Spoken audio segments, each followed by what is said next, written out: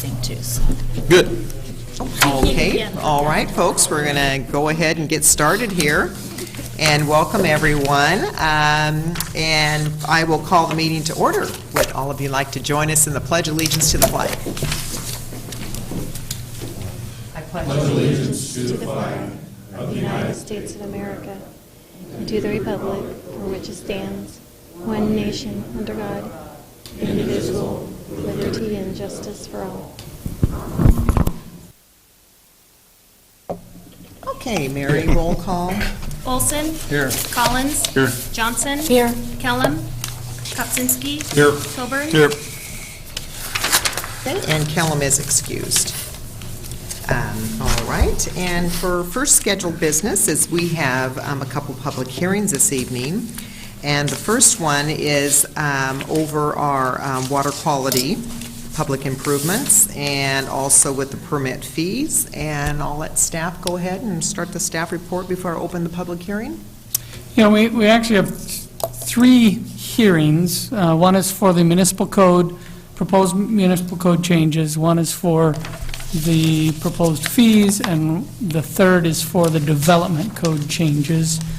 So Jeff Blaine will be giving the staff report on those. So this would be for the municipal code changes. Right. The mayor was actually Yeah. considering consolidating the first two. Would that be a problem? We need them separate. I don't know that consolidating the hearing would be a problem, but we would like the decisions to be made separately, because we don't want one decision to impact another. Is that an issue if we...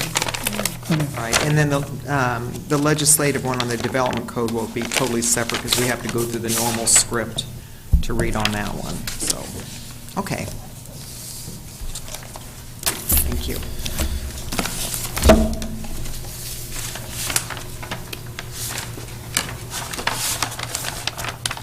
Is this working? It is. Excellent.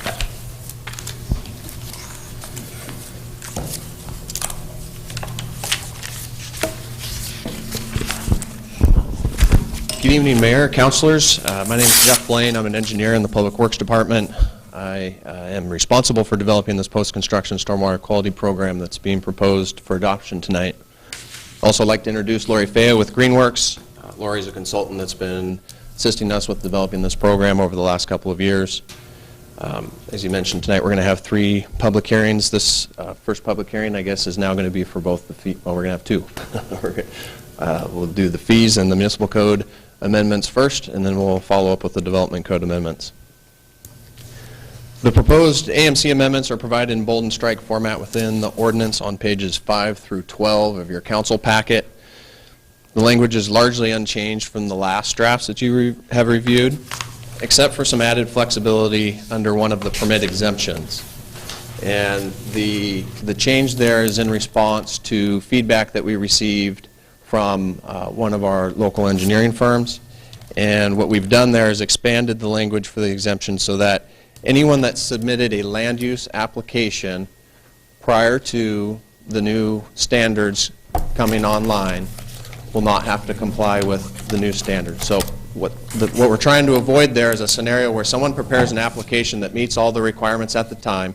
They submit an application, staff is reviewing it, and then the new standards come online. We don't want to have to go back and then tell that person, well, we moved the target. Now you have to do something different. So we've clarified that in the code, reviewed it with planning staff, and what you have before you tonight reflects that change. We have reviewed our program in the draft language with you on a number of occasions, and there's really no change tonight for us to discuss other than the one I just mentioned. So there's really no new information that I'm going to provide tonight. However, since this is a public hearing and the intent is to receive input from the public, we felt it's obviously still important to go through and provide a general program overview. So with that, I'll jump into this presentation and hopefully move along quickly for you. And you will have seen all of these slides previously. So the intent of our proposed post-construction stormwater quality program is to implement means to remove contaminants typically found in urban stormwater runoff in order to protect our lakes, rivers, and streams. removing those contaminants is key for protecting water quality and aquatic species. At our past meetings, we've spent some time discussing studies that demonstrated and documented the effectiveness of facilities like those that Albany is proposing at removing contaminants from the stormwater. What's shown here in this table is just a list of typical contaminants found in urban stormwater, and the studies that we reviewed previously showed that many of these are removed at very high percentages from post-construction stormwater quality facilities like Albany is proposing. So just to give you a visual for the types of facilities that we're proposing, we're primarily talking about vegetated stormwater quality facilities like you see here. A couple of these are from around town in Albany, others are from communities around Oregon.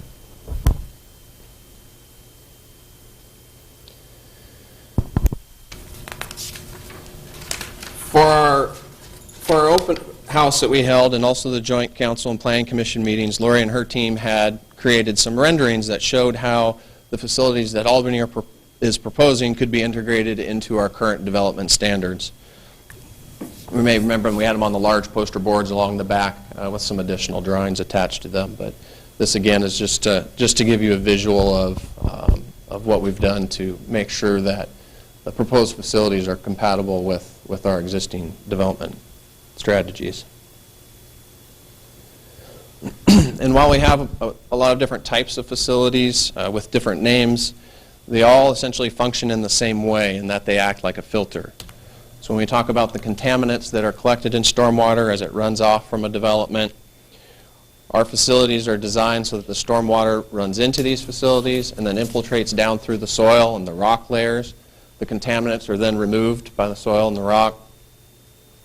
And water that isn't either picked up by the plants or infiltrated into the ground is then collected in a perf pipe that's centered in the rock layer and carried out to our standard storm drain system. And this is the general concept that our whole program is centered on. All of the documents that you've reviewed along the way just talk about when the facilities are required, where they can be located, how big they have to be, and how they are to be constructed. In the general sense, they're all just function as a natural filter system.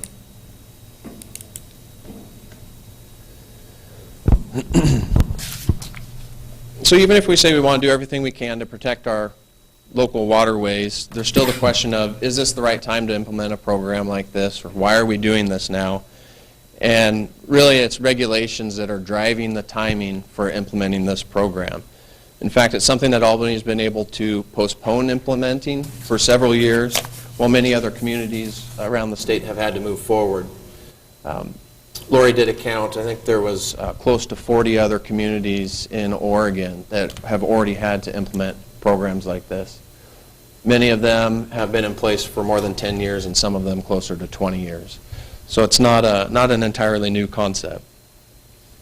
This slide here shows a copy of a flow chart that we've spent a lot of time discussing over the last couple of years. The chart illustrates where the regulations come from and that under the Clean Water Act we're ultimately required to implement 4 specific program elements. We have to develop and implement strategies that include best management practices. Remember that those are techniques, measures, or structural improvements that are proven and are generally accepted to meet a given objective. We have to identify what BMPs are appropriate for Albany, and we have to ensure their long-term operation and maintenance once they're installed. We have to do that for private facilities, and we have to do that for public facilities. And finally, we have to adopt an ordinance requiring the control measures, and that's what we're doing tonight with the public hearing for the AMC amendments that we're holding the public hearing on. So in developing our program, we had to incorporate those 4 elements and then follow several other requirements within those elements. And for our proposed program, I think it's first important to note that not everyone is directly impacted by the requirements of this program. The requirements to construct the improvements fall to new development and redevelopment projects that are on sites over an acre in size. So not single-family residential homeowners, not business owners that aren't proposing a development activity. There's no requirement on them to construct the facilities.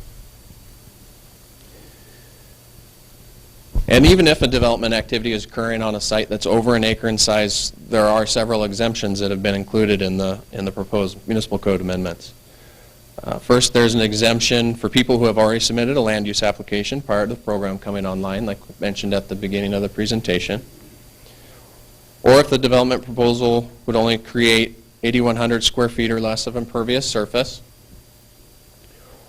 Or say it's a partition and will only create 3 single-family residential structures or duplex structures, then it would also be exempt.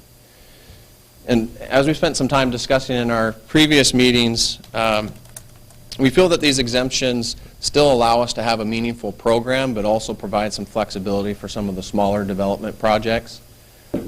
When you look at the communities across Oregon that already have programs, many of them are more stringent than what we are proposing here.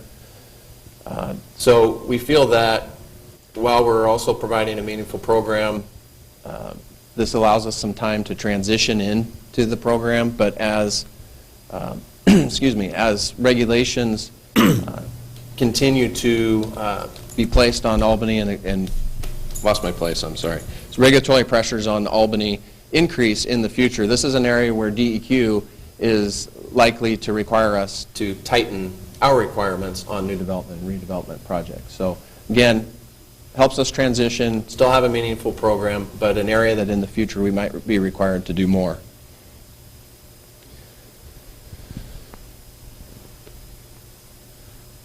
In developing our program, Council and the Planning Commission had identified several guiding principles or goals for program development. First and foremost was regulatory compliance, which we've already touched on. You wanted us to prioritize methods of compliance that preserve buildable area. We've done that through allowing facilities in the right-of-way in areas like the planter strip between the curb and the sidewalk.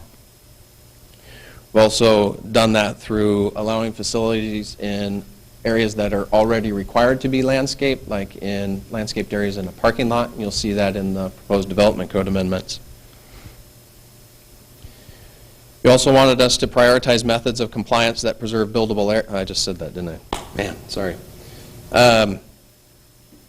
We want us to find sustainable, mutually beneficial implementation strategies. Done that by, again, allowing facilities in the right-of-way, and then also the deferred planting option that we've created, similar to what currently exists for street trees. So if a developer comes in and they don't want to have the responsibility of planting the vegetation and making sure that survives through the warranty period, they have the option to pay a fee to the city and have the city take that on for them.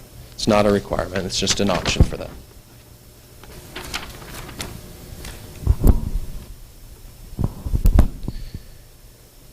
You had asked that we develop tools for easy implementation of the new standards, and we've done that through creating sizing factors, various lookup tables, created very detailed construction drawings, and then we've created a series of example planting diagrams.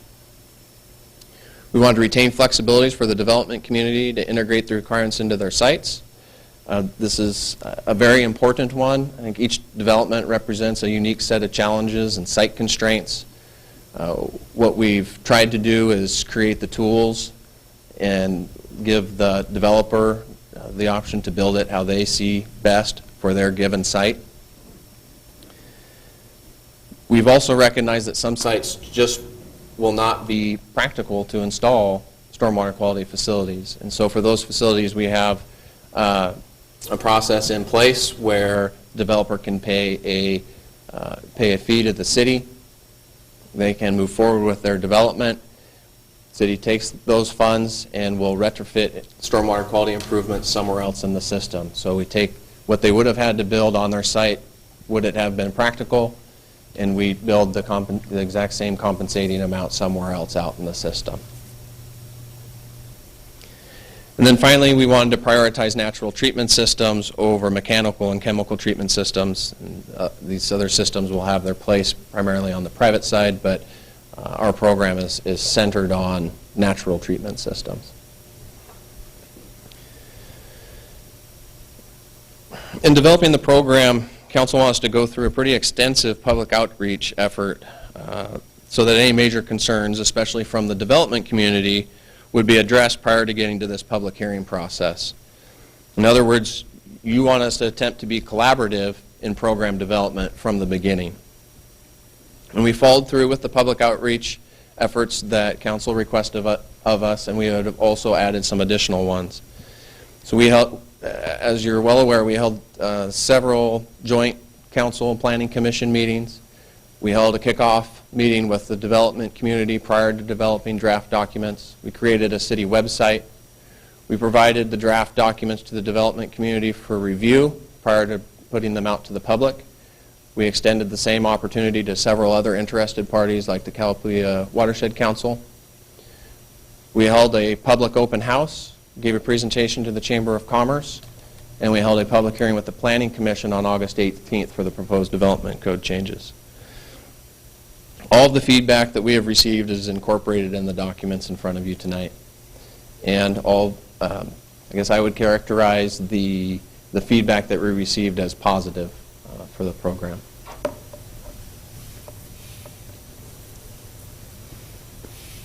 So that leads us to our next steps. And after receiving public testimony, staff is recommending that council adopt the proposed municipal code amendments through the ordinance on page 5 of your council packet. With that in place, we'll also need to consider the proposed permit fees and then have our public hearing for the proposed development code amendments. And with all those pieces in place, staff will proceed with finalizing our internal processes and training staff so that the program is ready to be implemented on January 1st, 2015. That concludes general program overview. Lori and I would be happy to answer any questions that you have on the proposed municipal code amendments or the program in general. I can go ahead and jump right into the fees, or I can pause here. Jim was just mentioning that to me. Jump straight to the fees? Yep.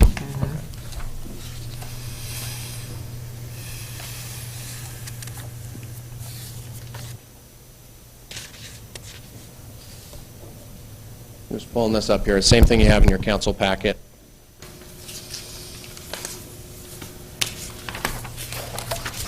So setting fees can obviously be a difficult balancing act for us. Our goal is to always be fair and not overly burdensome, but at the same time we want to make sure that we can cover our costs for running a specific program. For our proposed base fees that would apply to every permit, those being the drawing review and application fees and the permit to construct facilities fees that you see here, we're fortunate in that we already have an existing structure to piggyback on, and I'll talk a little bit more about that in a moment. Two of Council's stated program goals were to find mutually beneficial implementation strategies and to develop tools for easy implementation. And to me, part of meeting those goals is to figure out how to minimize the burden on the development community. And one of the easiest ways for us to do that is to integrate this program into existing programs so that the applicant doesn't have a new standalone process that they have to go through every time. And we're able to do that with the city's site improvement permit process. We call it the SI permit. This is the permit or the process that people go through for private construction of public improvements. So if you think about a subdivision and all the roads that have to be built, and the water lines and sewer lines, all this public infrastructure, that all gets reviewed from a design standpoint and inspected from a construction standpoint through the city's SI process. So we structured our stormwater quality program so that when public stormwater quality facilities are proposed, they can be included in the SI process just like any other piece of public infrastructure that someone has to construct. This allows the developer to make one application to the city for public infrastructure. In order to facilitate that process and make it appear seamless to the developer, it's also important to use the same base fee structure for plan review and construction inspection. And consequently, these fees that you see here at the top of the exhibit that are proposed in the resolution parallel those of the city's SI permit fees. The SI permit fees have been successfully in place for 20 years, and we don't anticipate any problems using it for the stormwater quality improvements. They'll typically be a much smaller portion of a larger overall project. So that's what's proposed for the base fees and would apply to every permit. And I want to pause here and point out that Councilor Johnson had asked me a question, and I want to it was a good question, and I want to make sure everybody has the benefit of hearing the answer. So where you see the word project, for instance, it says 3% of the project or 4% of the project under the permit to construct facilities. The project, when it says the project there, what it's talking about are the specific improvements that are being permitted, meaning the cost of the stormwater quality facilities in this case. It's not like you may have heard with a building permit type scenario where it's all of the improvements in the whole development or the structure. This is talking about just what's being, project here means just what's permitted here. In the proposed fees, you also see these other fees, and I'll scroll down to these. These other fees are fees that would not apply to every permit, and they support providing options and flexibilities to the developer. These fees include things like permit extensions, permit transfers, and fees for a third-party review. Should a developer propose a facility that's not one of our standard facilities and we need some outside expertise to help us review that, that would be a pass-through cost. Also included in the other fees are fees to provide options to the developer to transfer landscaping responsibilities to the city and construct off-site stormwater quality facilities. These two fees support the program elements that are optional and therefore at the developer's discretion as to whether or not they wish to participate. The intent of these two pieces and their associated fees is to meet Council's stated program goals of preserving buildable area, developing tools for easy implementation of new standards, and developing mutually beneficial implementation strategies. We are confident in the fees that are proposed, but as always, staff will be monitoring revenues and expenditures over time in order to determine the long-term fee adequacy. And we'll come back to Council with proposed revisions should the fees prove to be either excessive or inadequate either way. The goal is to only collect fees to cover our costs, not to make a profit. So I think I fumbled over my notes enough, and I will be happy to answer any questions that you have. Okay, all right, questions? Jeff, Floyd. On page 16 of our staff report under the permit to construct facilities, could you explain item C, how that sequencing works? I understand the fixed fee, I understand the 4% from 0 to 25, but I don't understand C. Is that meant to be 25 to 50?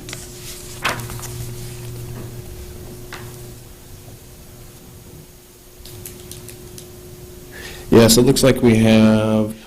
Yes, it looks like we have a typo there, so that would need to be corrected. Okay. So the fee would be 4% for 0 to 25, 3% 25 to 50, and 2.5% for 50 and above. You are correct. Thank you. Thank you. So what was that? So then on C, you add It'd be- 25 to You'd 50. add 25,001 to 49,999. Got it. Good catch. Okay, any other questions? All right, I don't think so. Okay, any questions, Bill or Betsy, or no? Okay, All right now. okay. With that, then we will open up the public hearing. And public hearing is open at 7:38 PM. And is there anyone that, actually, I did have a sign up. Dan, we're the only one that signed up. So we're doing both hearings. Signed up on all of them. Yeah, so if you want to comment on both items that you signed up on. Good evening, Mayor Canopa and Council. My name is Dan Watson. I reside at 710 East Thornton Lake Drive in North Albany. I'm a civil engineer with K&D Engineering. I'm here on behalf of the Willamette Valley Home Builders Association tonight, but I also personally agree with the positions that I'll be presenting. I will just go in order. We'll start with the municipal code, and I'm going to just sort of breeze my way through this document. I can actually provide for you, how many do we need? You guys can follow along.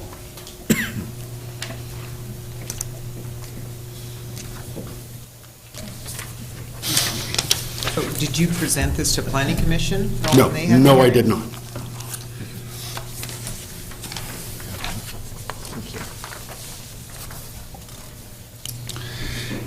As sort of a preamble, I just want to point out that these water quality facilities, like Jeff pointed out, aren't new. We have been building them on projects in Albany for well over a decade. We have been doing them within the current processes that you have without this specific permit designation. A number of the things that staff is doing is going to clear a lot of questions and enable us to do things that we've asked to do for a long time. So that is the good side of this whole thing.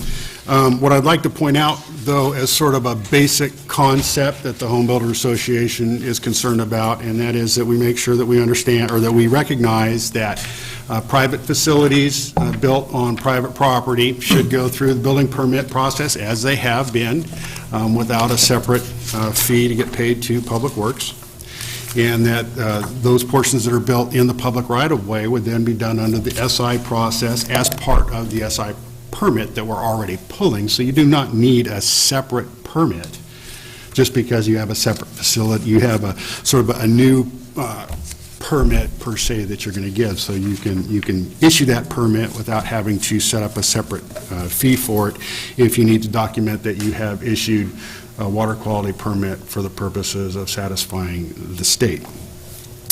Anything built in the public right-of-way is naturally the responsibility for maintenance falls on the city. It's within public right-of-way. It's a public facility.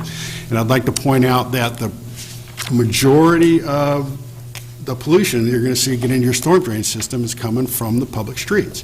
And it's placed there generally by the emissions and the tires and the leaks of the vehicles that travel up and down the street on a regular basis. There are pollutions that come from on-site,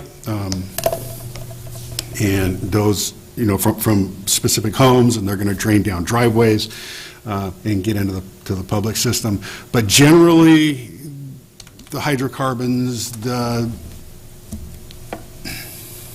heavy metals that get into the system that these treatment facilities help with come from your streets. So keeping in mind the basic premise that what's on private property has been handled through the building permit, licensed engineer submits a plan, does the study. We have been following the DEQ rules for a number of years, and Portland manual and the King County, Washington manual for over a decade. So we're familiar with that, and we think that the private stuff can continue the way it is without setting up a separate permit.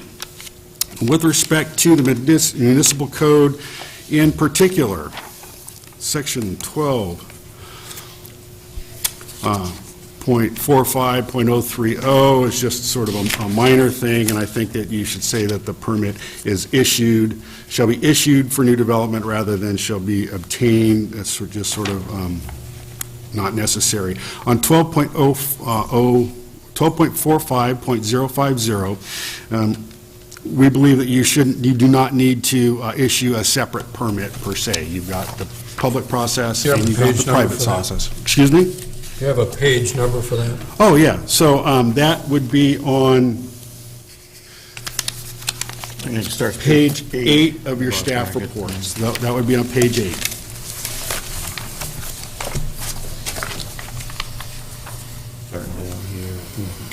We'll wait for you all to catch up. Okay.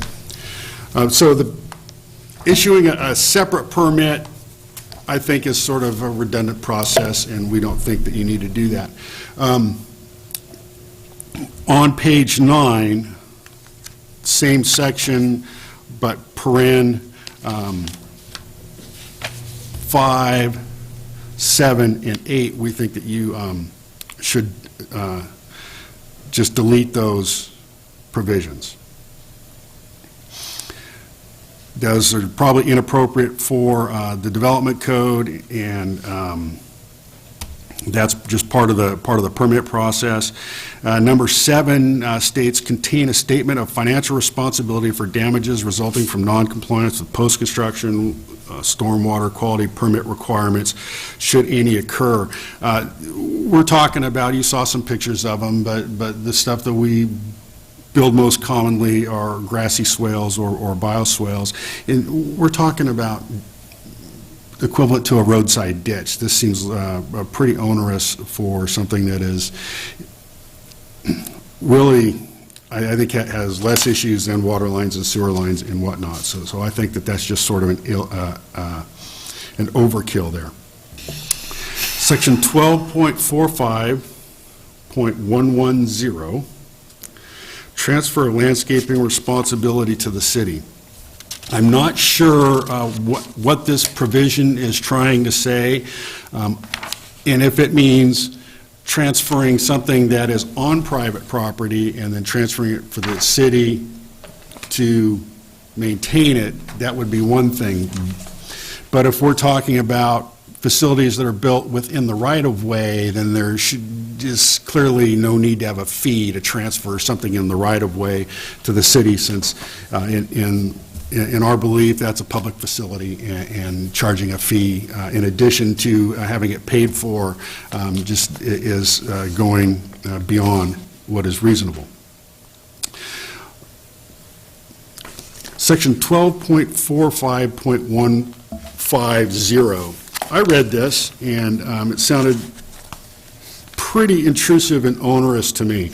And when I read this, it makes me wonder what kind of community we want to become. I would encourage you to read this, hear what it says to yourself, and then exclude it from this document.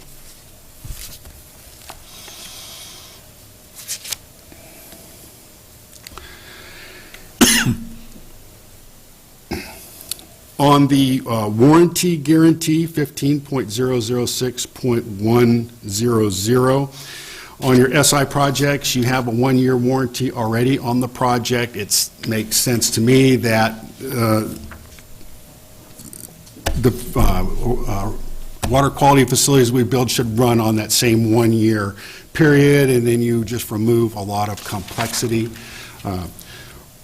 from just administering the project. And we all know that our projects get completed 30, 60, sometimes more days before they're finally accepted by Public Works. So really, we're running out 12 to 14 to 15 months sometimes on the warranty period, which I think is satisfactory for this facility, as it is with your streets, your concrete, your water, your sewer, things that are also built under the same permit.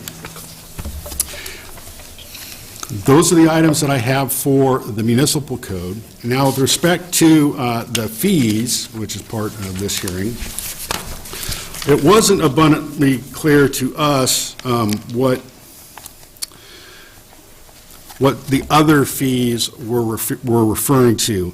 But to begin with, we think that either the facilities in the public right-of-way and it's part of your SI permit that you're already issuing, or it's on private facility and that permit is issued through the building department under their current fee structure, as we've been doing for some time. This off-site post-construction stormwater quality fee, $45 per square foot, that's $1.9 million per acre. I'm not sure if that's a square foot of how much facility you would have had to put in for the streets, or if that's for your entire project. So that it's really unclear as to what that fee is. And also, it says here for impractical or ineffective for proposed development. I'm not sure how that relates. But I think Jeff stated that they would build a comparable facility somewhere to create the same impact. That's actually a concept that makes some sense. But $45, it's not clear how this is going to be charged at this point in time.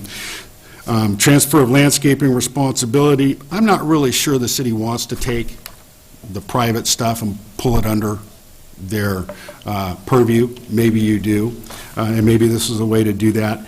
But if this fee is intended to apply to things that are, facilities that are built within the right-of-way, then I would say that's $57,500 an acre when you add up the two fees, the 15 and the 10. That's an awful lot of money for someone to pay you to not have to maintain a facility that's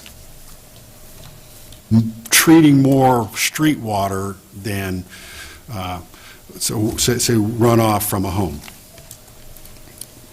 Third-party review on C. Your staff is pretty competent. They designed these things. They developed the manual. You got staff that can review and make a decision on these. And also you require that a licensed engineer prepare the document. So now you've got two competent people working on it together. There should be no need for a third-party review on these facilities.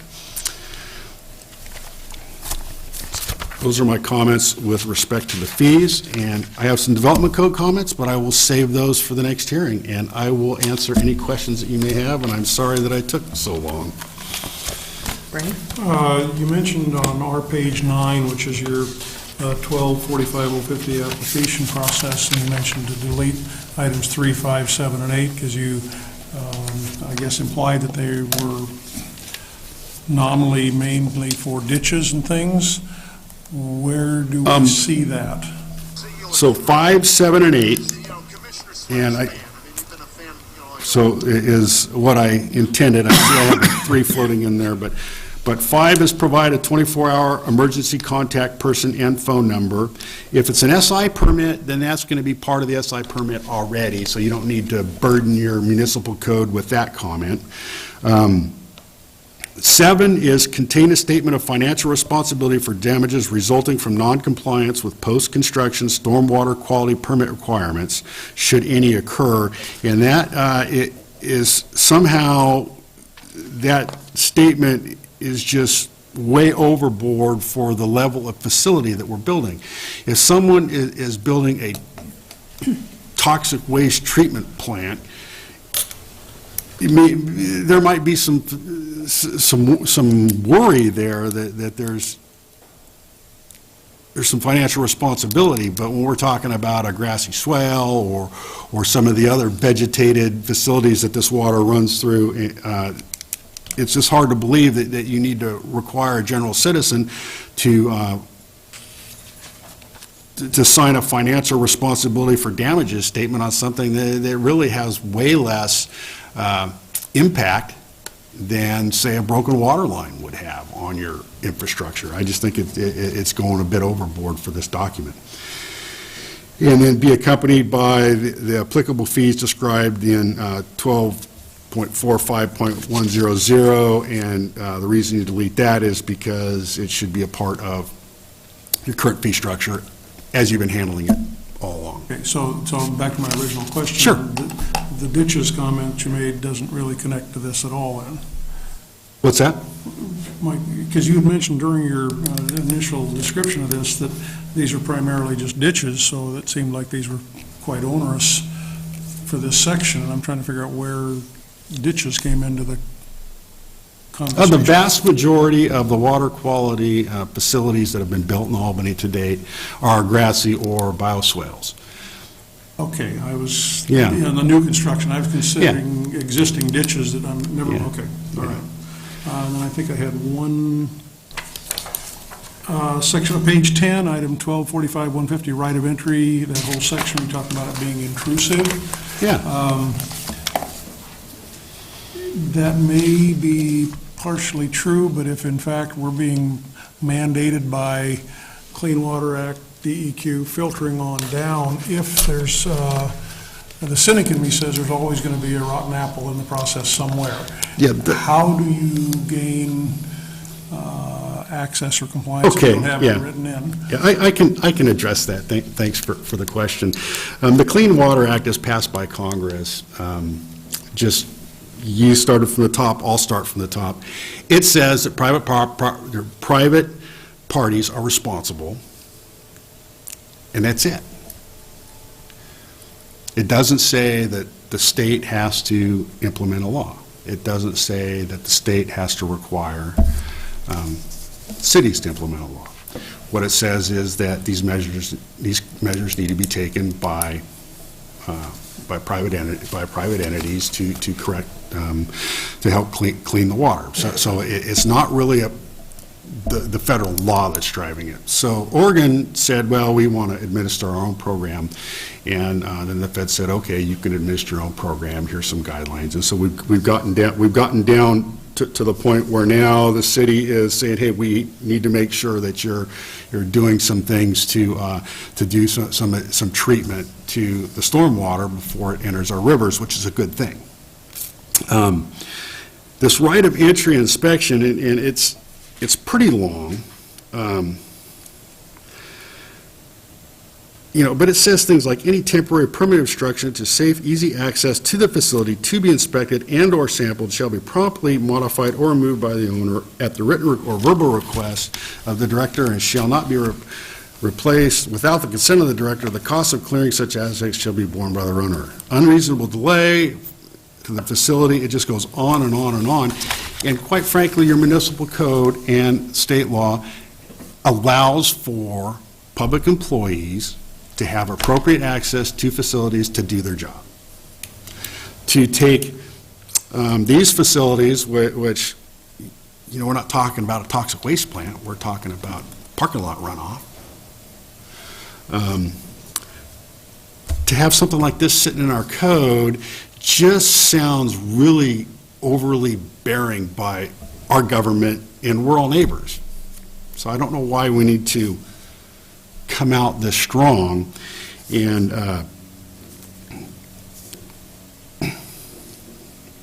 the director shall have the right to locate or install on the property or require installation of such devices as are necessary to conduct sampling, inspection, compliance, and/or monitoring operations.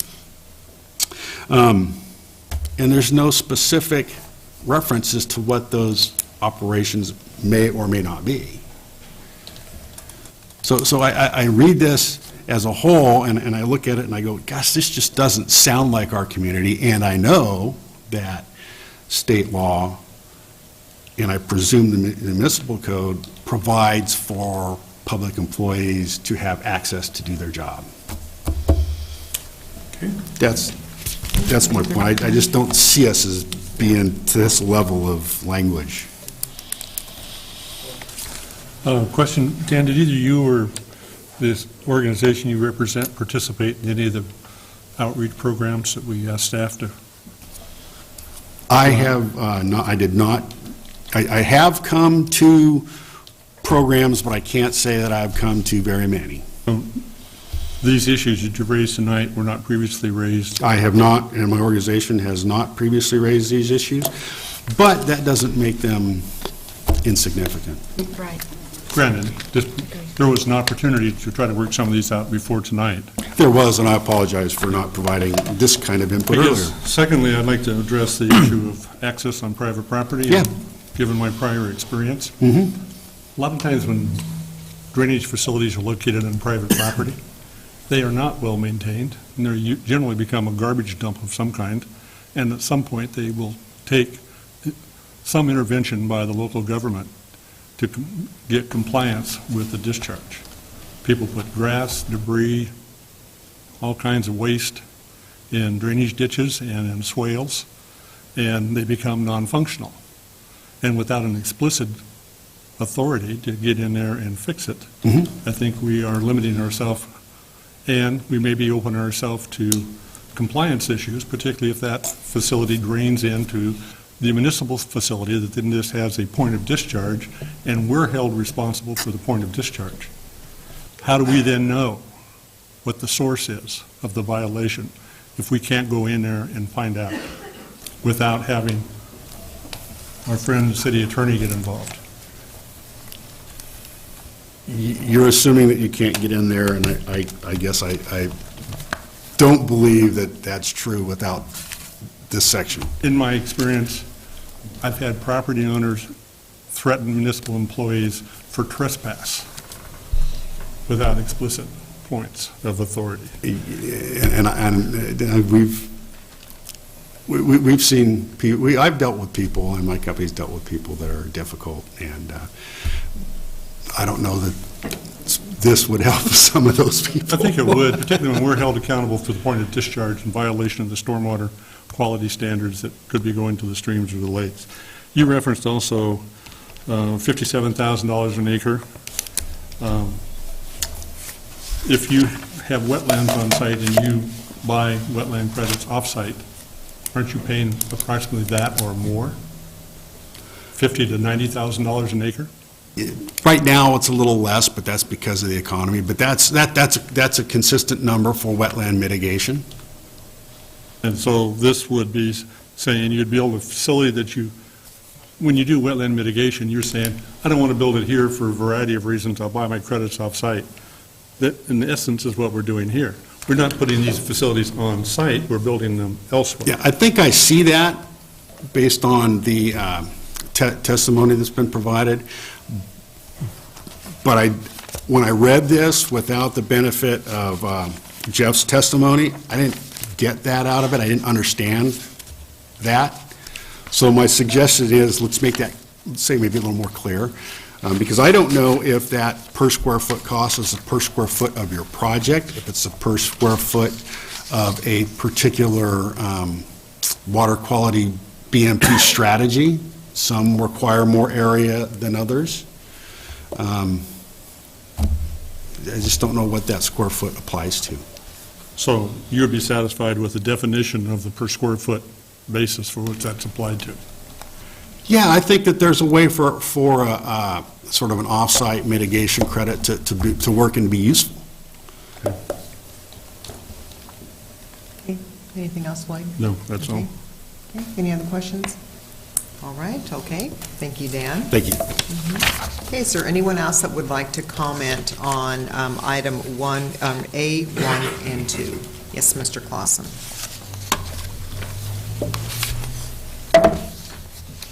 Jim Clausen, 1403 15th Street. I just had a question about that, whether or not the city accepts this responsibility. Is at the sole discretion of the director? If you piss the guy off, is he not going to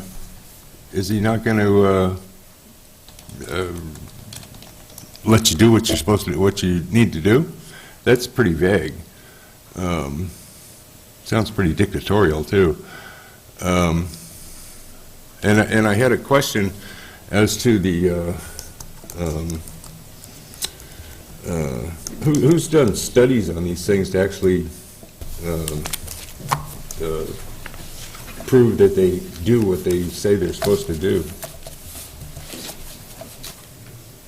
and who has done those? Jim, you need to address to the council your question. He opened it up to questions. I figured he could answer the questions. It's questions from the Yeah. council. Okay. Can that be made available, or is that available? So you're wanting to know who has done the studies? Yeah, to prove that these things actually do what they're supposed to do. And has that even been looked at? That's a question we can ask staff. Yep.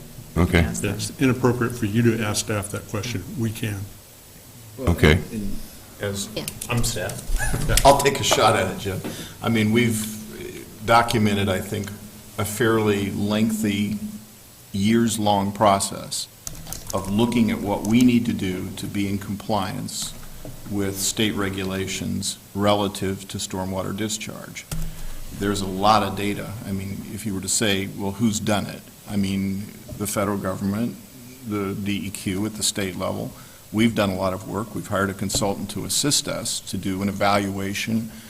I mean, there's tons of material out there on what's in stormwater and why you want to try and treat it so that it doesn't create problems for, waterways, drinking water, and so forth. So is that what you're looking for in the way of information? I mean, if you want to see physical documents, I'm sure we can give you as much reading material as you would like to have. But we're not going to be able to answer that question with a simple, oh, here's a single document.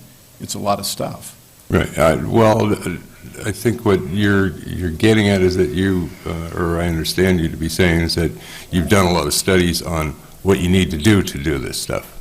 What I'm looking for is studies that these things actually do what they're supposed to do. There's ample evidence to show that stormwater treatment facilities treat stormwater. And yes. Well, yeah, they treat them, but how well and to what efficiency and... There's ample evidence, and in fact, I'm sure, if you wanted to have a side conversation with one of our engineers, or even a private engineer who's sitting in here right now, he could probably give you a pretty good insight into, why stormwater treatment facilities work. I mean, this isn't new science, it's not groundbreaking, it's been around for a long time. And it's a fairly simple concept where most of these facilities use a very natural treatment process. They take the water comes in, it tends to sit in the facility for a while, and through the plants and the dirt filtering, it cleans out the I understand the process. I understand, or the supposed process. I'm just wondering how well it works. That's an awful lot of money for mitigation on that stuff. You got the prior mitigation, the wetlands mitigation. Now you got stormwater mitigation, and it sounds like they're going to cost pretty much the same thing per acre. That's a lot of money. It's well over $100,000 just to get going on building something, and that seems a little onerous to not only the builder, but the person buying any properties developed, and that's a lot of money, and you're going to figure that into the cost. I'm wondering what the heck's going on here. I mean, that's a ton of money.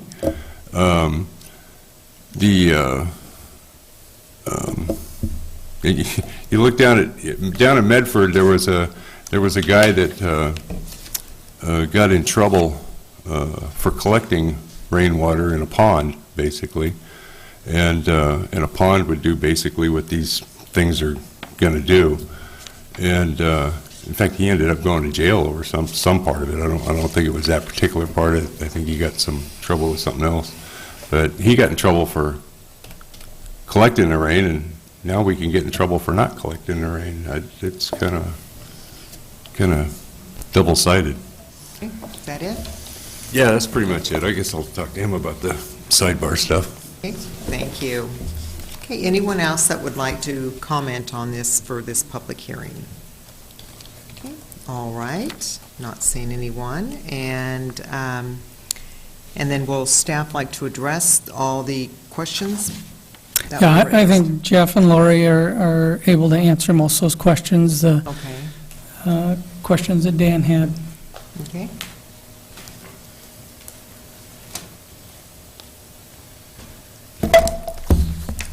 I'll do my best here based on what I have from the handout and my notes I was able to scratch. Is it, if I am needing further clarification, is it okay at this point if I ask Dan to further clarify what he had submitted, or is that inappropriate? Get a copy, right?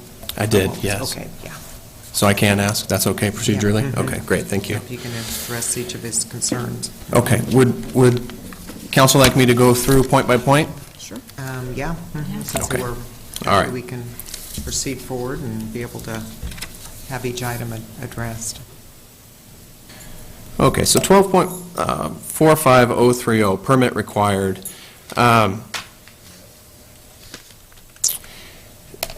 Dan essentially made a pitch that there's no additional permit required, and this is something that we spent a lot of time contemplating how to structure this program at the onset.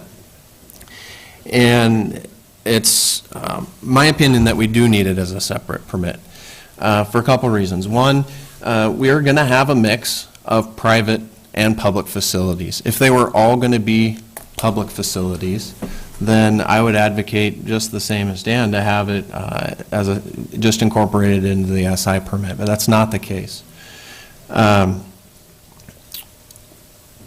Beyond that, we also, I believe, have a need for the permit program, especially on the private side, because we have regulatory obligations that we have to meet. We have to track these facilities. We have to make sure that they're inspected. We have to have, we've proposed a maintenance agreement with private property owners so we can ensure that they're maintained over time. And all of these facilities, from a practical sense, from operating in our department, we need a mechanism to move through with documenting, design review, as-built, getting that into our GIS system, into our cartograph system, so that we can go through and maintain all of these facilities. So they have to be tracked. On the private side, if you were to, say you wanted to add them just to the building permit process, as Dan suggested, you would find yourself in the same position, I believe, of coming back and considering specific municipal code language to grant the building official authority to do all of the things that we've outlined here in this other permit. So you would be trading one set of municipal code language for another, and you would be having to set up a much more, from my perspective, a more complicated process internally in order to track them and do the activities that we have to do in order to manage these into the future. So I guess I'm just going to respectfully disagree with Dan, which we do from time to time, and we still get along. So I believe there's a practical and real reason for us to have it as a separate permit process. Jeff, can I ask a question about Sure. that? Does the building code or the plumbing code contain standards for water quality features? Not that I'm aware of. It contains standards for piping, but I was not aware that it contained standards for water quality features. So Dan's reference to it would come under the inspection of the building or plumbing inspection, I don't know where they get their authority to do that, unless we did exactly what you just suggested. Had a supplemental code that the building guys would inspect as opposed to the public works guys that would inspect, and it's simply a matter of crossing the property line. Okay, thank you. Yes. Moving on to 12.45.050, it's another variation of the same, and I just wanted to clarify a statement that I heard made by Mr. Watson about installing these facilities for many years in Albany. And it's true that developers have installed these types of facilities in Albany for many years. I think the difference is that we've never allowed them to be public facilities until we started working on this program. We required them to be on the private side, privately maintained, private everything. We just really ignored them, and what that resulted in is often, as with detention facilities as well, they end up having to sacrifice buildable area. So what this program is doing is giving them an avenue and something Mr. Watson has advocated for a number of years, and that is to bring these facilities into the right-of-way. Those private facilities, he implied, are reviewed through the building permit process. I am not aware of any process for reviewing the design and the detailed construction inspection of those facilities on the private side. Perhaps that is occurring, but I would be very surprised to learn that to be the case.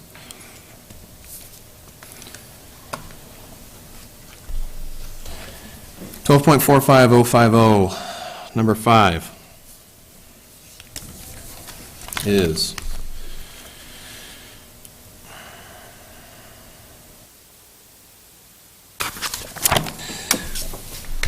so here we have some permit application requirements. I got one, thank you. These are essentially, I think Dan indicated this as well, they're mirror images of our SI permit process, and that was intentional. We want to keep our processes as similar as possible between permits so that we can basically not have a more standardized process for people to follow. So it's easier to learn and easier to follow through with and be consistent.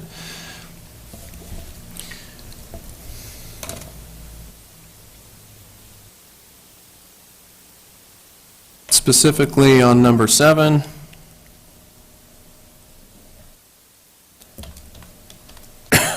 from being the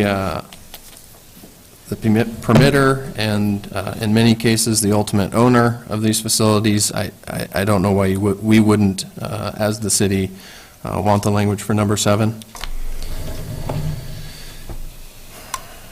And I think the permit fees in number 8 was just more argument that we didn't need a permit fee. And didn't need a separate permit with fees. I should also point out, as it relates to the permit fees, that there's currently no mechanism for the city, well, excuse me, for Public Works to take part of the building permit fee revenues that they get for a building permit to review stormwater quality facilities as part of a private facility. So you would not only have to create the additional building permit AMC language, you would also have to adopt specific permit fee language so that that fee could be added on to the building permit. Otherwise, Public Works would be doing that review for free, much like we do on land use applications for all public infrastructure.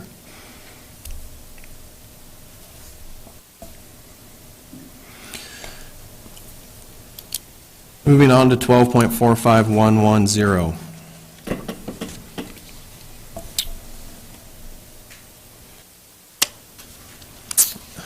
I think this is just a general misunderstanding, and it's unfortunate Dan and I weren't able to talk before the meeting. Transferring of landscaping responsibility. All of this is referring to, and I think it's specific in the text, is for a public stormwater quality facility. So if you think back to the pictures of the subdivisions and you had the planters and or the swales in the area between the curb and the sidewalk, many times a developer will desire to get in, build the improvements, and get out and sell the lots and make their money, move on to the next project, and we understand that. And we believe there's a general desire for many developers to not have to worry about the survival of plants, whether it's trees or the vegetation within these stormwater quality facilities.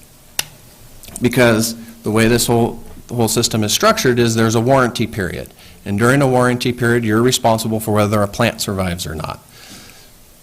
That represents a risk for some people. Some people don't like dealing with a living structure that they have to warranty. City staff sees some benefit in being able to control that part of it. And so what we've done is we created a mechanism where if the developer wants to, they're not required to, if the developer wants to, they can pay the fee to the city, and the city will go and plant that vegetation and water it and make sure that it survives through what would have otherwise been the warranty period. The burden then falls on city staff. So there's a benefit to the developer, there's a benefit to the city. It's an optional fee, and really the risk is to the city. Jeff, your language says, and you have it underlined, that it's for public post-construction, doesn't say private. That's correct. And it is at the sole discretion of the director. So even if the developer wanted to, the director could say, we don't want to accept it. And the reason that's there is just to protect against a scenario where it just doesn't make sense, or we don't have the capabilities to do it at the time. You could draw a number of scenarios where it might not make sense for the given situation. I don't know that it's practical to identify every possible situation in this. Looks like Mark wanted to add something. Well, again, we're trying to add some flexibility there, and we can't foresee every situation that the city might be in, whether it's staffing or whatnot, to be able to accommodate this option for a developer. And so that language is in there to give the city an out should there be a situation where we've had drastic staffing cuts and we can no longer really facilitate that option for a developer. any event, it would only be during the warranty period, and then it's, what, up to the homeowner or something to, After the warranty period on a public facility, it is the city of Albany's responsibility to maintain. Yep. This is just during the establishment period.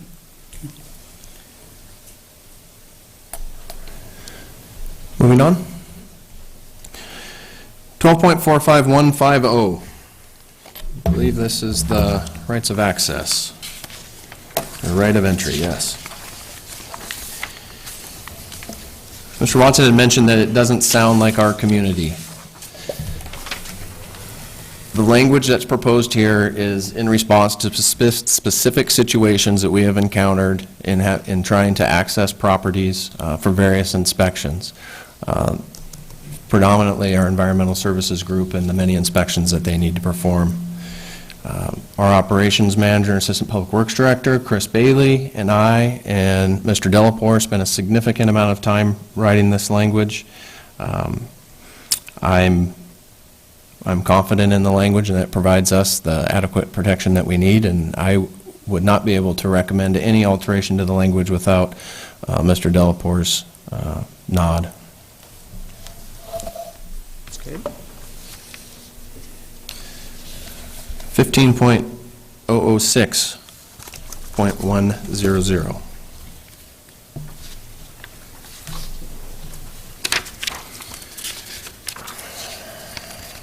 Question here is regarding the warranty period, establishment period. The suggestion was to keep the one-year warranty period the same for these facilities as we would for any other public infrastructure.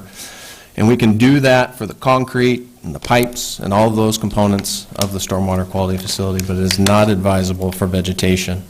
2-year warranty periods are very common. Lori can speak to this if you would like someone with a vast amount of experience with this to talk about it, but they're very common for vegetated facilities, and again, you're dealing with a living thing. It needs to be watered. It needs to be established and strong and growing.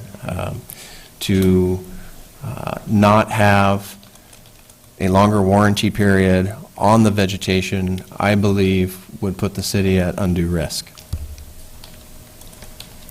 Would you like to hear anything from Lori on that, or would you like me to move on to the next? Lori, or you satisfied? Okay, yeah. Next would be, yeah, fees. Okay, moving on to fees.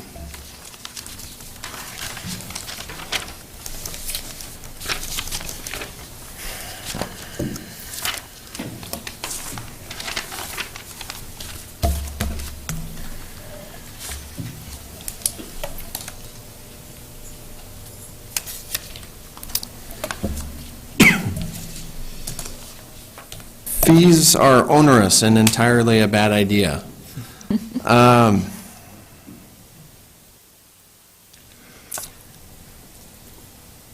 We have a process in place that the city's used for decades where professional engineers submit designs of public infrastructure, and city staff reviews it for consistency with our standards that the community has adopted.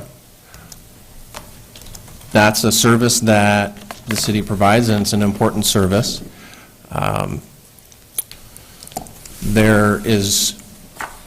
If we want to cover those costs and have the person who is creating the responsibility and the cost be responsible for paying that bill, then we need to have the fees for the plan review and construction. To do otherwise, it would require increasing utility rates for all of our residents and utility users in order to cover that cost, or we'd have to identify general funds to cover that cost. I believe it's appropriate for the developer who's going to be benefiting financially from the improvements to pay the fee associated with making sure that they go in correctly.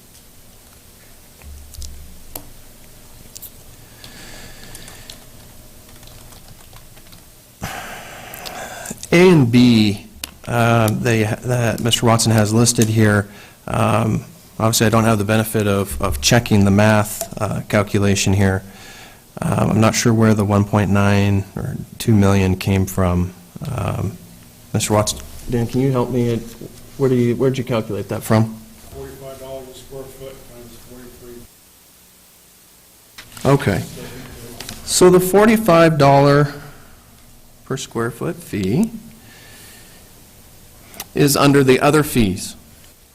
So this is at the option of the developer. This is not a fee that applies to every development. This is something that the developer can choose to do so that they don't have to sacrifice buildable area, for instance. If they're downtown on a zero lot line building and they have the stormwater quality improvements, but they don't, or stormwater quality requirement, but they don't have the area to put it in,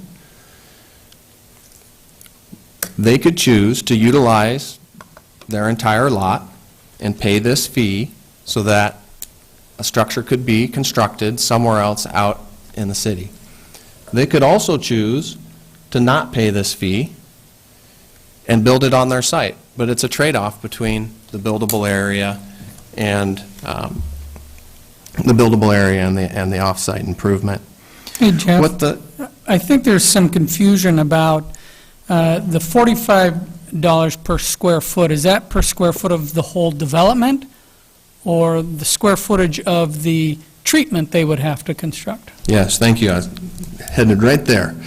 So the $45 per square foot is not the cost of is not the square, when we say square footage, we're not talking about the square footage of the total improvement. What we're talking about is the square footage of the facility, the stormwater quality facility that would have been required to be constructed on their site. So we would calculate it, the size of the facility, as if they were going to build it on their property. And then rather than building it, they would pay a fee, $45, towards that square footage, and the city would go and build that somewhere else to compensate for that impact. And so I think this is a location where we could add some clarifying text to identify that it is per the square foot of the facility, and I think that might be very beneficial for people that come in and are not yet familiar with our program. I can see how this would be misleading.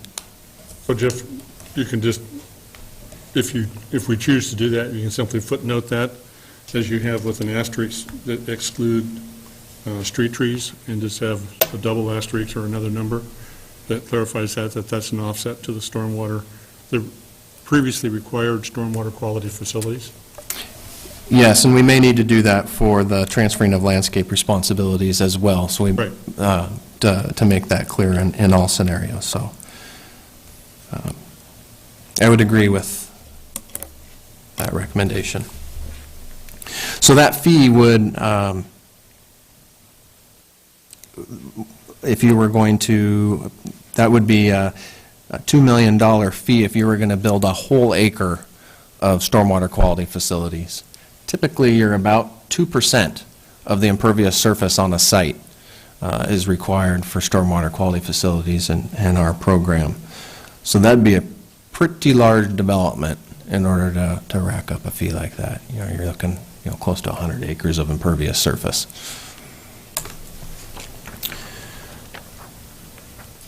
Under B, I suspect we're running up against the same issue there, and that the calculation would be drastically different. Would it have been clearer that the square footage applies to the facility in lieu of the improvements? Third-party review.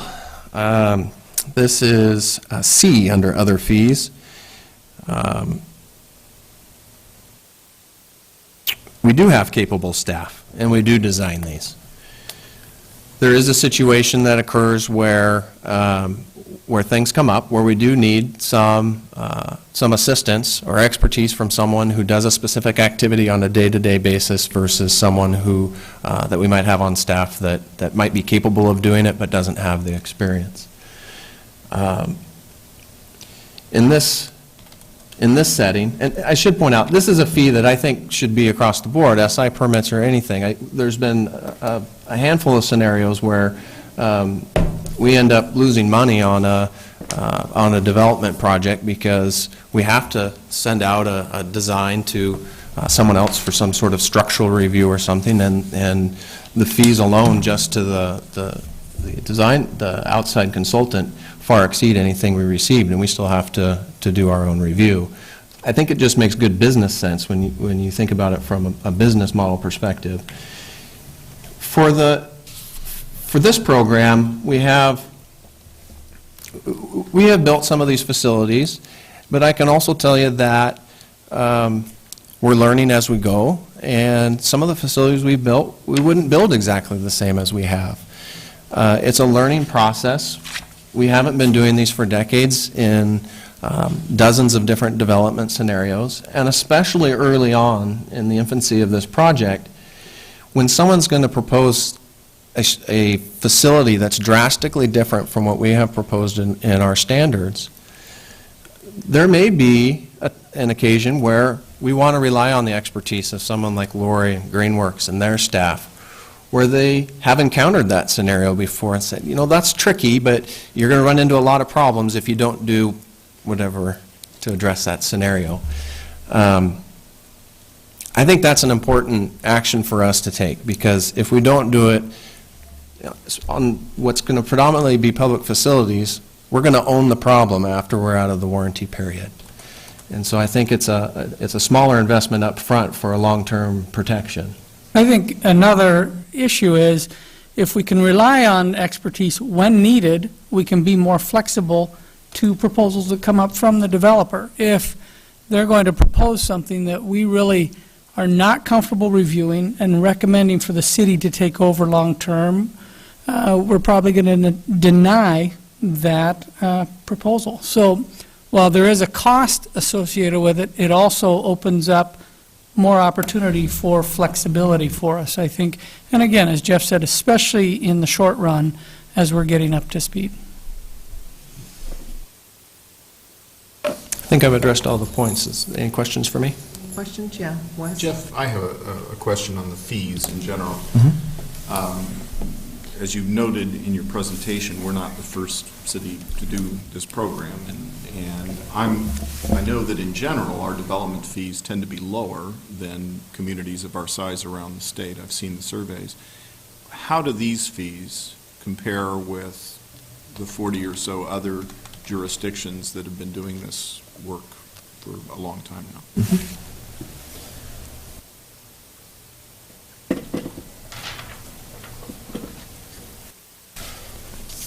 Lori was hoping you were going to ask that because she did a lot of work.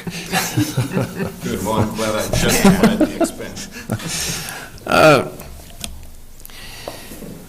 So she did do a lot of work, and nature of the beast, I guess, but this is one where it's really hard to do an apples-to-apples comparison because the facilities and also the plan review and the inspection practices vary significantly from place to place.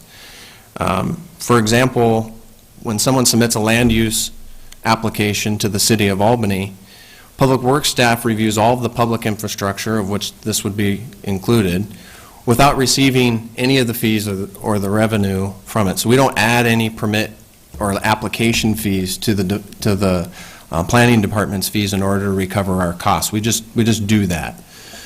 That's not typical for many other communities. Other communities have, I'm just going to talk about some of the differences because it really is, there really isn't a large handful of communities that handle the process from beginning to end the exact same way that we do. Some places have flat fees. Some places have flat fees based on the type of development versus what's being constructed. Others invoice for the actual time and material spent on a project. Others yet have fee structures similar to Albany. So, getting now more directly to answer your question. I'm glad you're getting there. Clean water services, Lake Oswego, Corvallis, if they were doing Albany's program, all of their fees to construct facilities like Albany is proposing would be higher. But again, like in Corvallis, their program just isn't exactly the same. I can tell you one of the major differences is a strong, I'll use Clean Water Services as an example.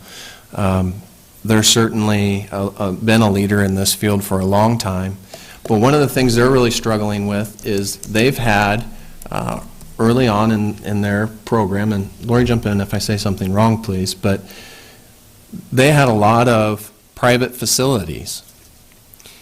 Now they're struggling with how do they, and there was no agreements and nothing in place. And so now they're struggling with, one, how do we get access to those facilities to inspect?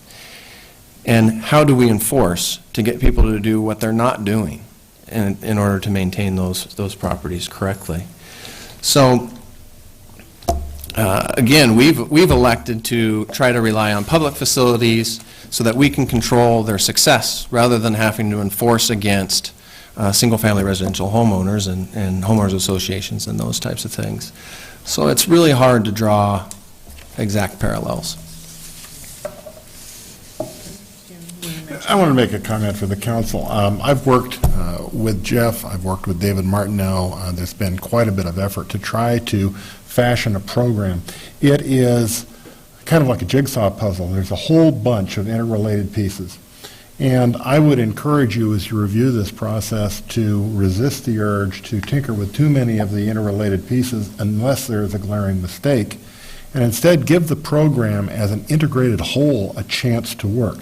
One of the beauties in Albany is we're not so big that we can't revise our ordinances if we encounter unexpected problems. So I think that what you might be well advised to do is give a program a chance to meet all of its new goals, recognizing the need for fees and enforcement and the details to all be integrated together. And then if it turns out that there's a problem, revisit this in 18 months, 24 months, when we have some actual working experience, we have new construction activity taking place, we can see if it's working. Now, if the development community runs into serious problems before then, I'm confident that Dan has the confidence to come before the council and say there's an unexpected problem, probably not intended, and we need to address that problem. So I would just encourage you not to tinker too much at the beginning, give a chance for the whole to work, and then if it isn't working the way you want it to, give us a chance to make changes. That's good. Okay, any other questions of Jeff? I just have one. Betsy? Mhm. I guess it's relevant. You say if the private turn it over to the public, have the city do it, do we have the staff to do all this? We do from the standpoint of we contract out installation of plants. So we are getting very good at doing landscape contracts. We're getting more and more experience with them. We're actually considering some changes with our standard construction specs to specifically address, I guess, create more flexibility so that more landscapers can participate So in we the don't contracts. have the So staff, we contract. we do not go out and routinely plant plants in the ground. We use local contractors. Right. So, Lori, anything that you think needs to be addressed that we didn't touch base on that was issues arised, or we okay? You have to come up here. If you have something to add. No, I think you did great. Okay. Okay, all right. Anything else, Mark? Anything? Nothing else unless you have further questions. All right, okay. So with that, I will close the public hearing at 8:38 p.m. It was 1 hour. And, okay, so council, with that, items 1 and 2, there's an ordinance on page 5. Would you like Jim to read the first reading? Oh, I'm a little confused. If you've directed changes in the ordinances through footnotes, mightn't you want to have those footnotes before you adopt the ordinance? I think It's in the so. resolution. Oh, in the resolution, I beg your pardon. Okay. Certainly, you could adopt the ordinance, then you could hold off on the resolution until that's clarified. Thank you, obviously. You didn't see before you read it, there wasn't anything that you saw in the ordinance that needed to be changed? Everything, okay? All right? Would you like me to read the ordinance, Mayor? Yep, go ahead and read that first It's reading. an ordinance amending Albany Municipal Code, Title 7, Public Peace, Morals, and Safety, Title 12, Surface Water, and Title 15, Public Improvements, to comply with federal and state regulations regarding water quality.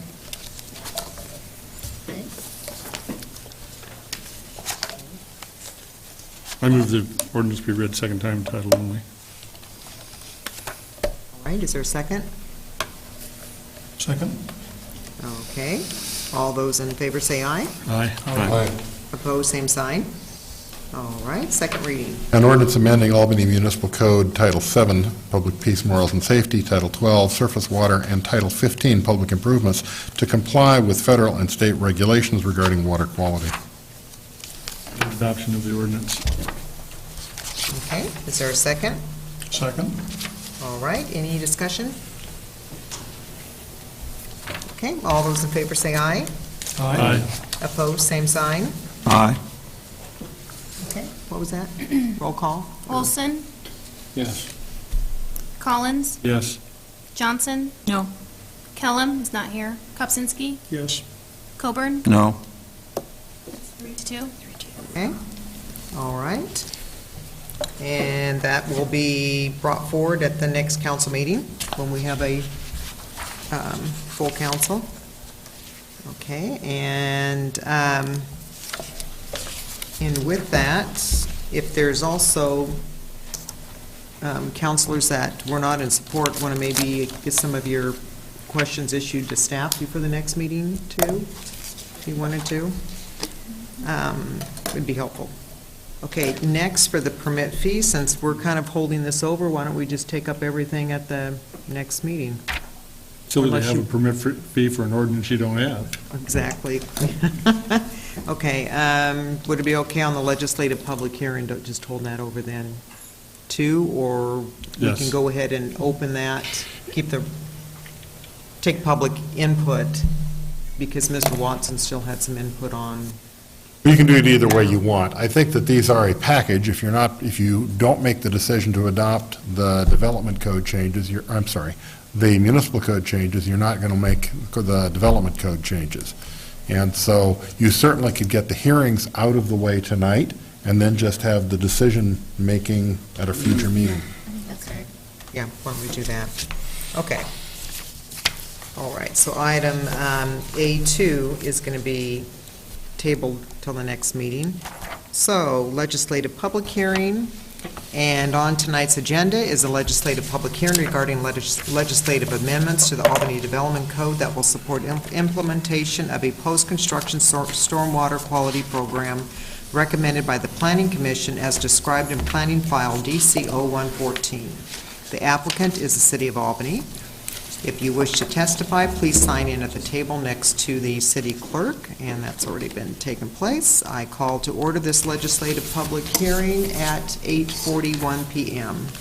And at this time, I'll call on, it says City Engineer Jeff Blaine, but it must be David Martineau. It's a two-people It's show. the planner, two-person show, so. And I okay. actually am gonna kick this off real quickly.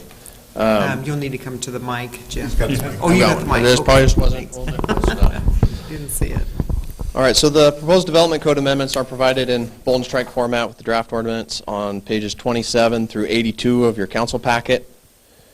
This language is largely unchanged from the last draft that you reviewed, except for one addition of clarifying text the Planning Commission requested at their public hearing on August 18th. And we're going to talk about that more in a moment. David's going to provide the formal staff report on the proposed amendments, but I just wanted to summarize the intent of the proposed language. And it really boils down to trying to remove roadblocks to program implementation and to meet two of Council's and Planning Commission's goals for preserving buildable area and retaining flexibilities for the development community. The majority of the proposed amendments are just clarifying that stormwater quality facilities are allowed in specific areas, such as the already required landscaped areas within a parking lot. So by allowing them in these types of areas, we're able to preserve buildable area and retain existing flexibilities in site design and still implement our program. So that's all I had. I'll turn it over to David for the staff report. Thank you, Jeff. I'm David Martineau. I'm a planner here for the City of Albany. Good evening. So I'll just summarize the request from the planning or the development code side of it. And Albany's post-construction stormwater quality program, as you've already heard, is being supported through amendments to the municipal code and the city's engineering standards, construction specifications, as well as the Albany Development Code. This hearing is to consider amendments to the Albany Development Code. The proposed amendments are designed to supplement existing regulations that are already in the code, more than adding anything new. In summary, vegetated stormwater quality facilities can be incorporated within required landscape and buffer areas. They can also be placed within certain natural resource overlay districts, as long as they utilize native plantings, which would be consistent with Article 6 of the Development Code.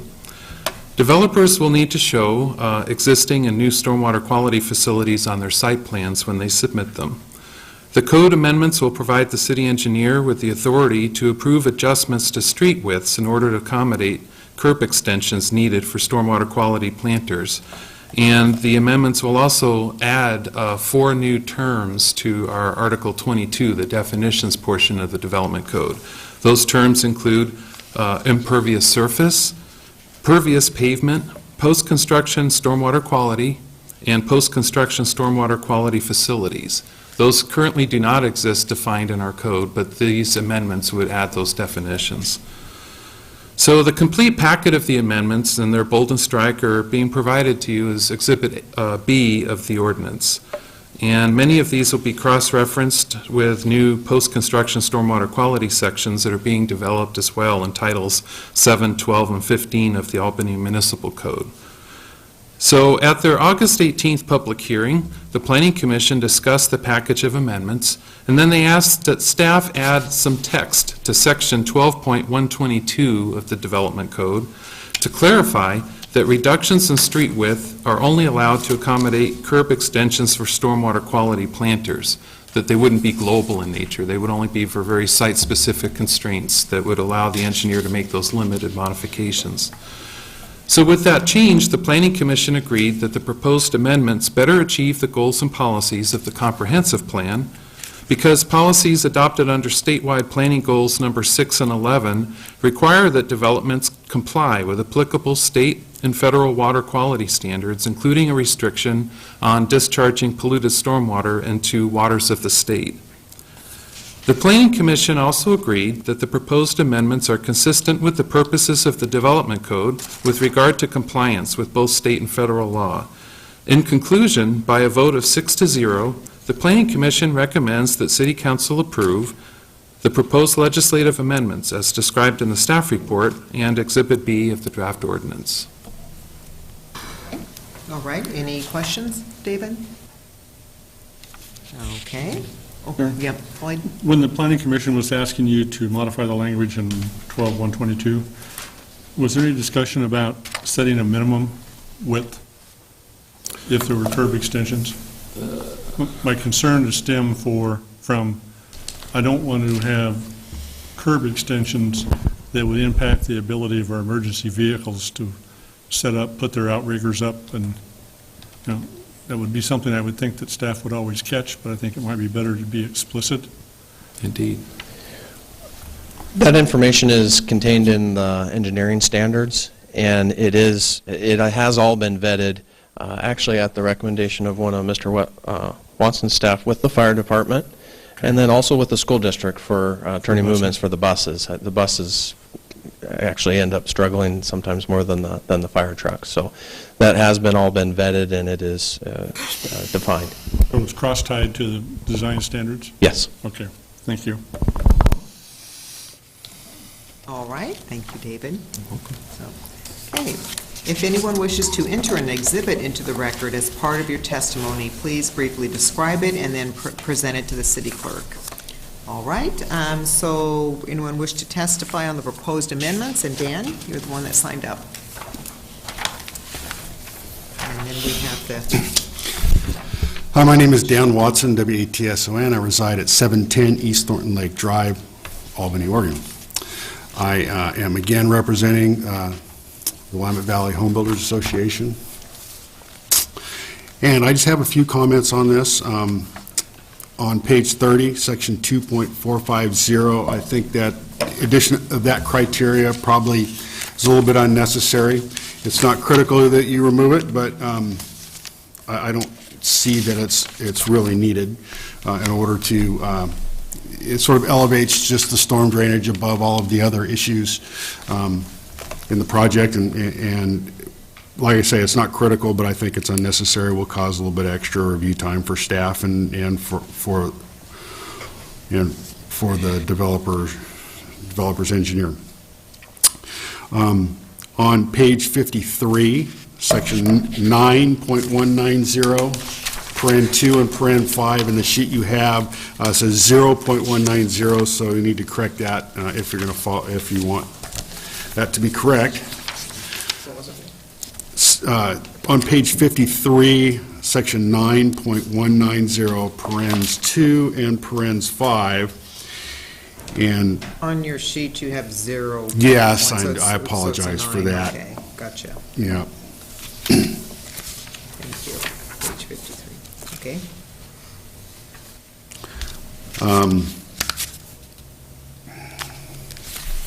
I don't really, I just don't see where either one of those are, would be necessary. Again, not critical. And then in section 12.581, near the end, it would be page 78. Again, I think this language is providing undue, I just think that this facility is not more critical than other facilities that you regulate with your development code. But like I say, that's not really critical either. The most important thing I want to say is that David has gone ahead and put some flexibility in where we can build these facilities. 2 years ago, when we went through the Goal 5 updates, I requested strenuously that we be able to build these facilities in these areas that we're now allowed to, because the water gets there by gravity, and those areas, resource areas, are the lowest spots in town, and they're typically the edges of the site are typically the lowest spots on the site. So Dave's done a great job of coming in there and providing the flexibility that we need to be able to build these facilities and actually have them work. Thank you. Okay, any questions of Dan? All right, thank you, Dan. Okay, is there anyone else that would like to comment on these legislative changes? Okay, not seeing anyone. And did staff have anything to address on any of the comments? Respond by point again. Yeah. Council wishes. Yeah.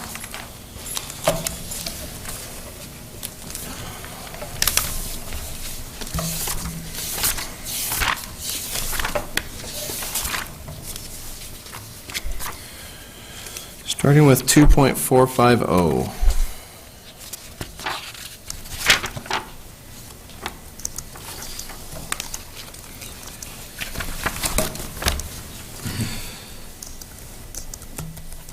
So what this 2.450 is doing is it's identifying specific site plan review criteria. And I believe number 2 is necessary in order for us to use the requirements that we're proposing in the municipal code in order to approve a land use decision. What I wouldn't want to have happen is not have this language here and not have the ability to consider this criteria of whether or not a land use application should be approved. So I wouldn't want to have, let me try another way here. I wouldn't want to have municipal code language that requires it and then have a land use process where it's not one of the criteria for us to approve it. So we end up with a municipal code that requires it, and then a development that we have to approve because it meets the criteria that can't meet the municipal code. So I see this as a necessary piece in order to, as Mr. Delaporte mentioned, all the interlocking pieces of the puzzle. This is one of those.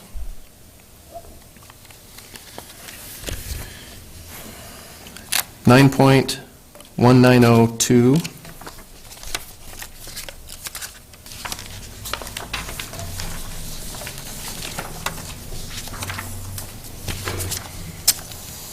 9.1905.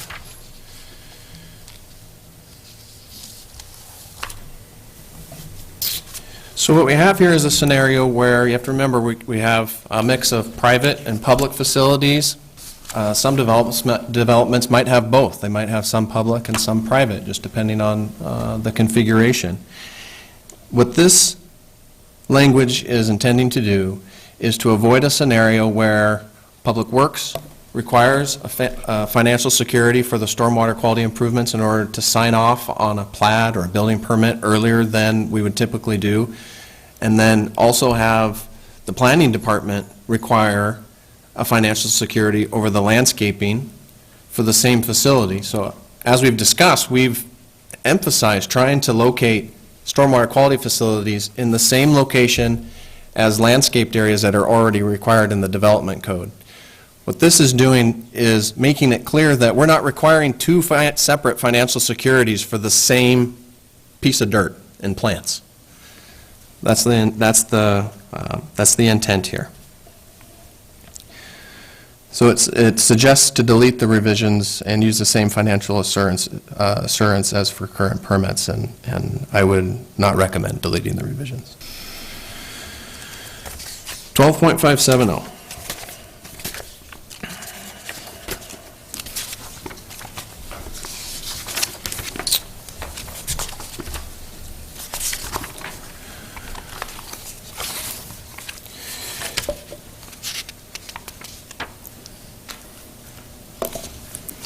You'll notice that the 12.5 series is referring to storm drainage plan approvals, of which post-construction stormwater quality facilities are a part, but are not the whole. So it's referring to stormwater facilities in general.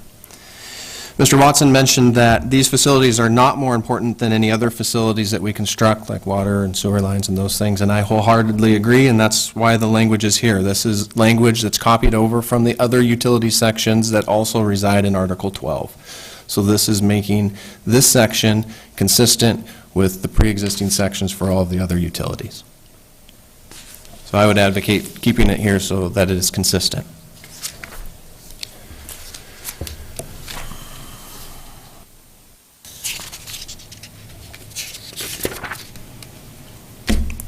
I jumped ahead, didn't I? That was supposed to be 12.581. 12.570 says, improve, not regulate.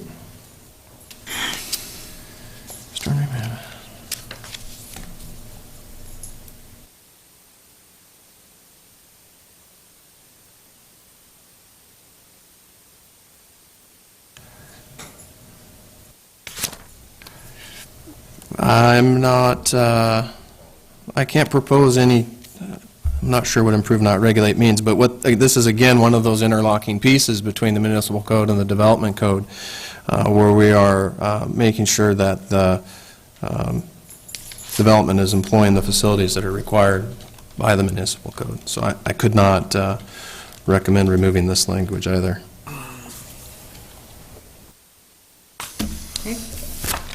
And if I could just comment, Jeff is absolutely right that the development process has to operate on its own separate code.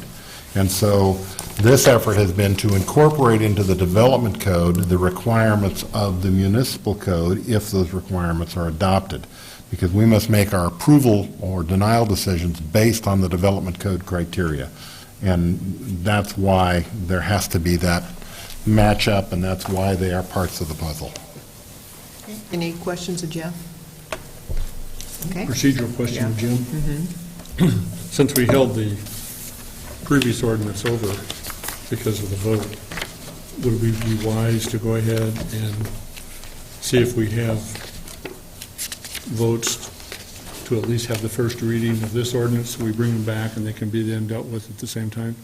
I think that would be wise. Then you'd be in a position to adopt, if you choose, if you adopt the first ordinance. You could always do both readings at the other meeting, but to be consistent so that both of your ordinances are in the same place, you could go ahead and do actually both readings and simply not adopt. Then you would be exactly in the same place with this ordinance as you are with the previous one. And I think that might be the cleanest. Yeah. easier for next time. And then you would Okay. adopt or not. Okay, all right. Anything else? With that, I will close the public hearing, and that's at 8:59 PM. And so, council, would you like to have that first, or Jim just reads the first reading? Sure. I'm just flipping the pages. This is an ordinance amending ordinance number 4441, which adopted the City of Albany Development Code and zoning map by amending the Development Code text related to implementation of a post-construction stormwater quality program and adopting findings. So, then Mary, for the next agenda, we've already done the second reading on that, the first ordinance that was on page 5. So this one will be just, we need to do the second reading. I would move adoption of the ordinance. Or you want to do the second reading? To Oh, get you wanna this- do- For second reading only. Right. Okay, then go ahead. Yeah. I'm sorry. Second. Okay, so you made the motion? This is for second reading, not adoption. Okay, Right. all right. All those in favor say aye. Aye. Opposed, same sign. Okay, second reading. An ordinance amending ordinance number 4441, which adopted the City of Albany Development Code and zoning map by amending the Development Code text related to the implementation of a post-construction stormwater quality program and adopting findings. Okay. All right, And we can That's it. just leave it at that point. Yes. yeah. Just sit on it. So that'll, Jen, will be, both of them will be already read first and second time. Okay, all right. Okay, thank you, folks. And I'd just like to comment, Mayor, that having been in that business for 35 years and knowing that we have been pushing this down the road for at least 20 in Albany, that I think the staff has done a great job in pulling together a relatively complex and integrated system between the development code and the municipal code, and with the intent of meeting the intent of the regulations, but making it specific to Albany so it's not an onerous effort. And I've not always seen that in a lot of municipalities. They go for the biggest and the highest and the tightest right off the top. And I see this as an effort to let's see if we can make it work and see if the regulators will stay away from us. And we will still achieve the intent of the federal regulations and the state regulations, but it's unique to Albany, and we're taking, my term, a softer approach than many communities. So I appreciate that, and I really appreciate the integration between the municipal code and the development code.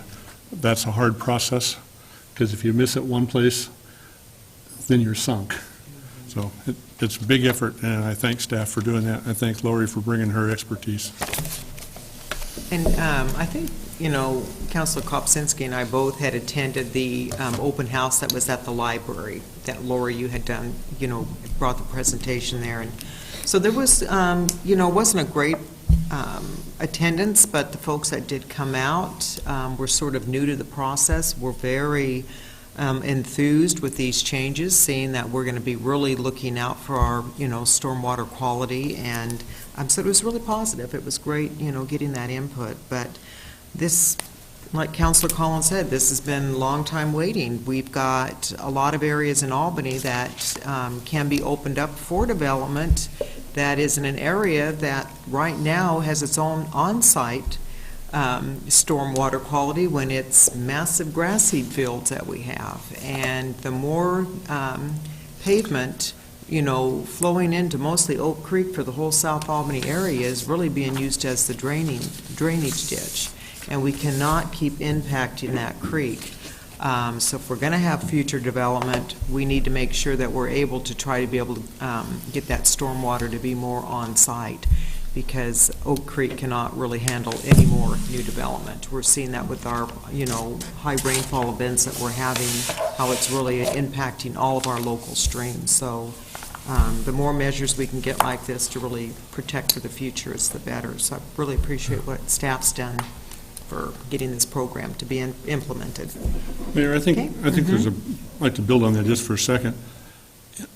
If we adopt what's being proposed, we're building a storm water quality management program that will address that quality in increments. If we ignore that, at some point in the future, we will be faced with regulations where we then, as the municipality, will have to address compliance all on our own. And all the building that took place between now and whatever time that may be would have really skated by and shifted the burden of those improvements to all the other ratepayers. So I think it's important that we go ahead and adopt, ultimately, get it in place, start to build incrementally, so the financial burden isn't onerous to the entire community. Yep. Okay, all right, okay, thank you. Next is business from the public, and yes, ma'am, would you like to come forward? You've been waiting a while, so sorry about that. So you'll need to state your name and furnish your address, and if you can spell your last name too. Good evening, Madam Mayor and Council. My name is Susan Keen, K-E-E-N. I live at 507 Southeast 4th Avenue. I wrote it down so that they don't get too nervous.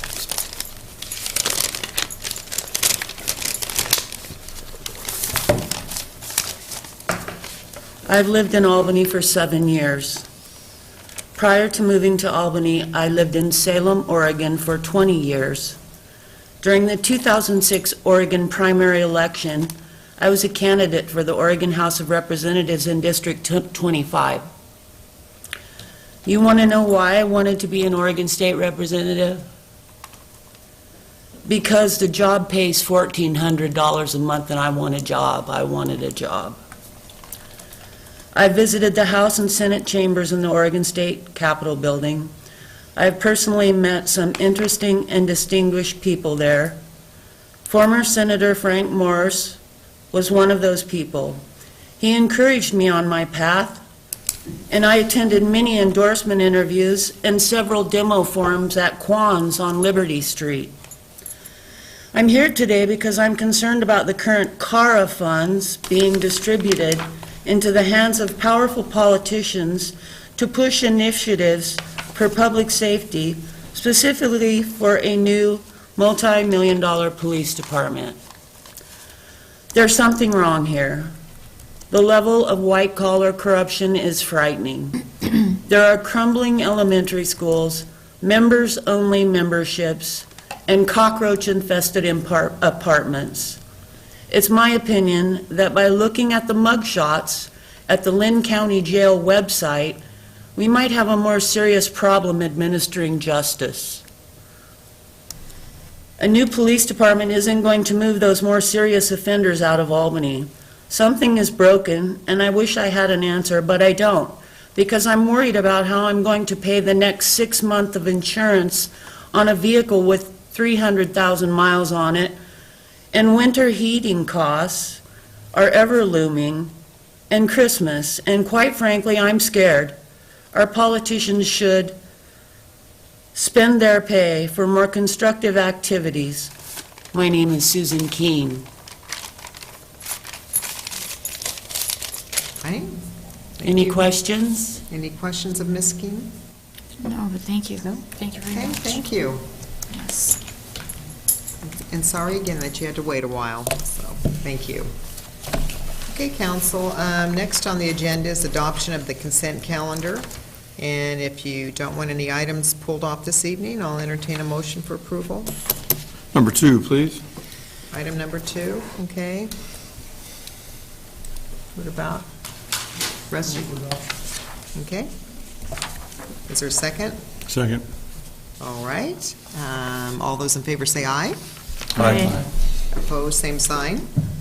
Okay, motion carried. And Bill, number 2, what would you like? Question for the chief. He's headed up here, so.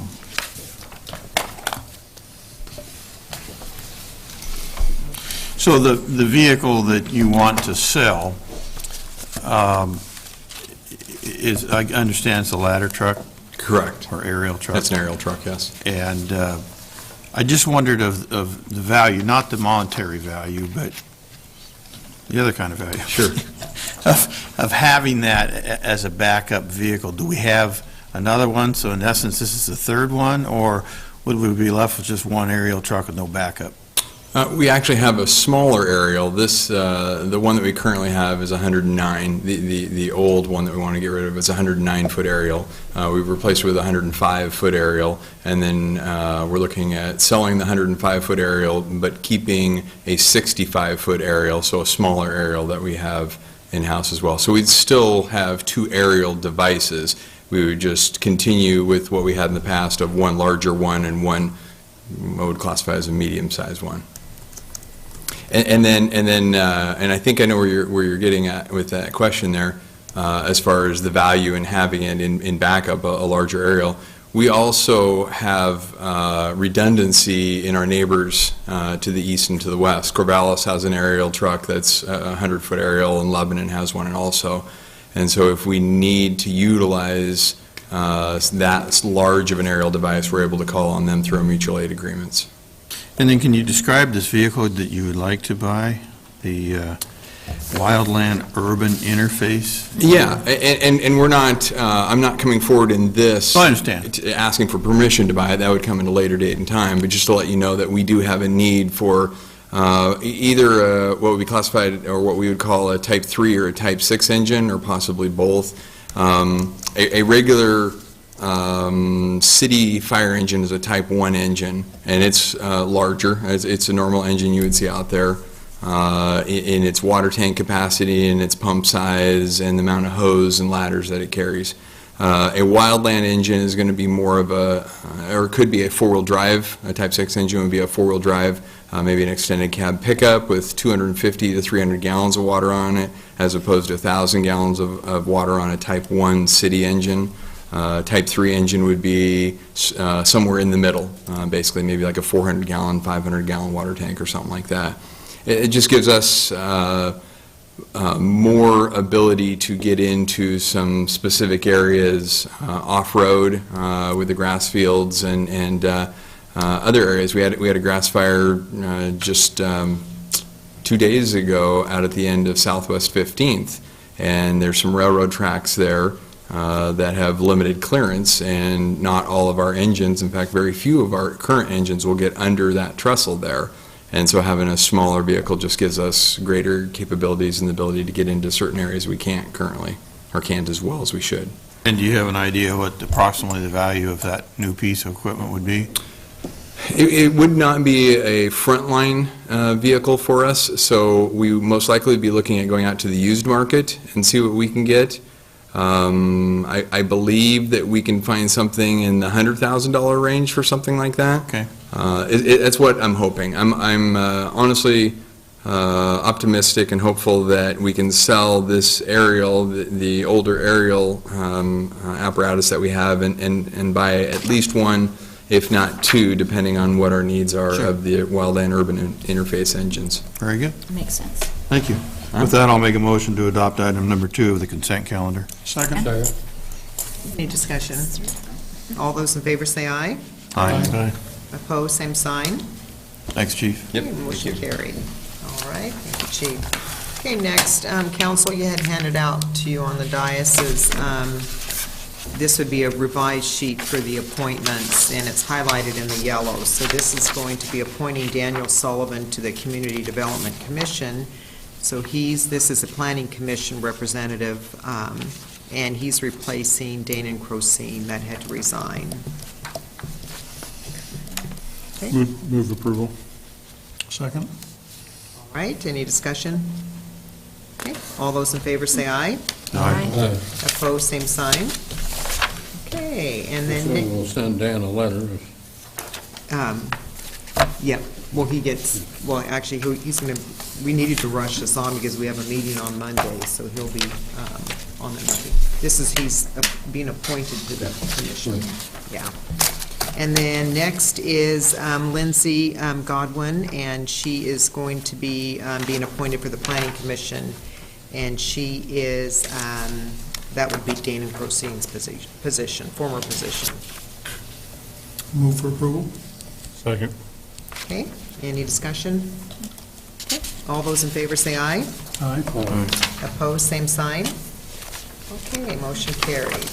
Next is designating voting delegates for the 2014 League of Oregon Cities Conference. I think, Bessie, I'm only going to the mayor's, for the mayor's workshops on that day in business meeting, which is on Thursday. So you're going to be there on that Saturday.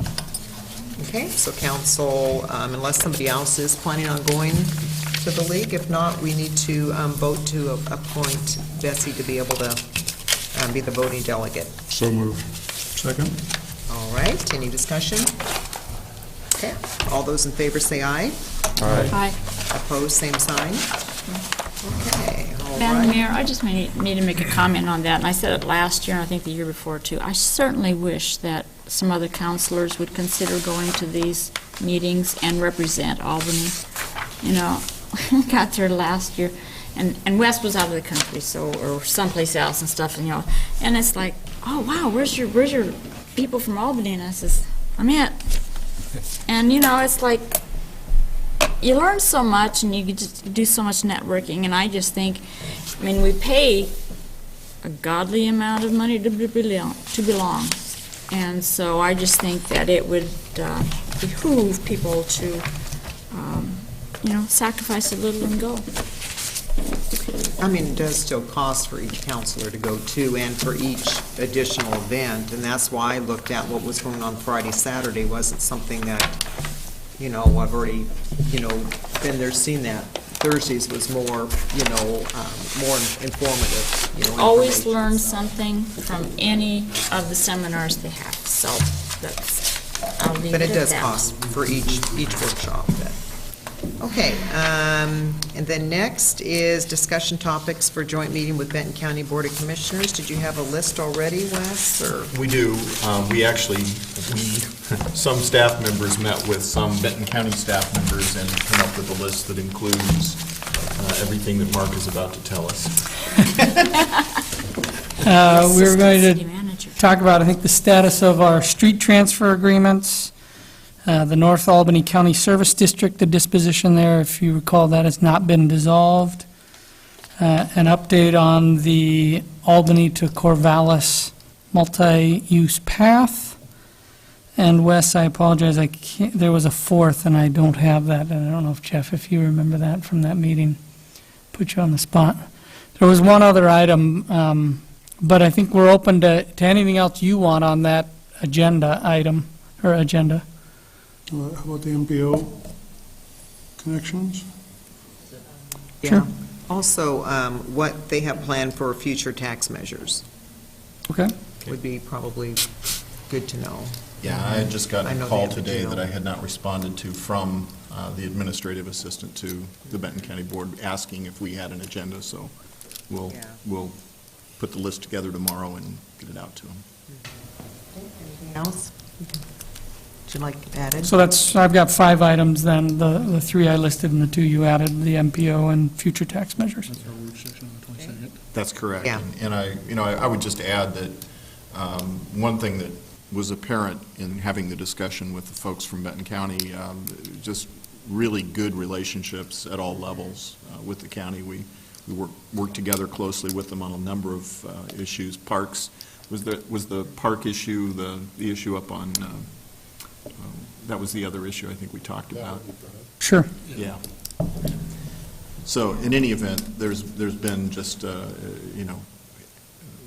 good relationships with Public Works, with Parks Department, with their administrative staff and so on. So is the meeting over there or here? No, it's here. It's here. Oh, Okay. yeah, that's good. And our regular time at 4? It's at 4 o'clock Yeah. Okay. on that Monday. Okay, great. Anything else? All right. Next is business from the council. And Bessie, do you have anything this evening? Well, I was gonna hold the one set of minutes out for July 21st. It was to do with the transient room tax, and I just wondered, it's been almost 2 months, and I just wondered if anything if we're anywhere with that. Yes. Okay. Thank you. Yes, we are. As a matter of fact. Kate and Ed Hodney have been working with a sort of a users group, if you will, and I just got a memo from Kate within the last week, I believe it was, giving sort of a status report that they are coming back. They will be coming to you in the near future with some recommendations, probably early October, on some potential changes for use of TLT room taxes. The reason it's taken a little time is that what we've been striving to do is try and get everybody kind of on the same page, that so that instead of having one, a bunch of different voices, all of them saying different things, that focus on the things that we can agree on and move forward with some of the proposed changes. And we also had a lot of things going on there, an art festival and everything like that in between too, so I understand, I just, just wondered. In the works. In the works, thank you, that's all. Is that it? Okay. Bill? No, thanks. Dick? Yeah, I was heading east today, and I was going to turn on Queen, and here was the train, and this was 12:30, lazily going back and forth, making up a train. And I'm wondering about the bypass into the Millersburg Yard. Do we have any progress on that? I do have a report from our primary source, which is Hasso. Read his blog. He checks in on it. Thank you, Hasso. Yeah. Apparently, the railroad is getting ready to activate they've apparently completed most of the physical improvements that they need to get that. Drive over that, crossing Madison Street, and all the nice white ties and new rails. And Right, and they're in the, as I well, Hasso, go ahead. Well, the on-the-scene report is that many months, more than a year, the out-of-service tag attached to the switch that controls the left turn. That was a picture.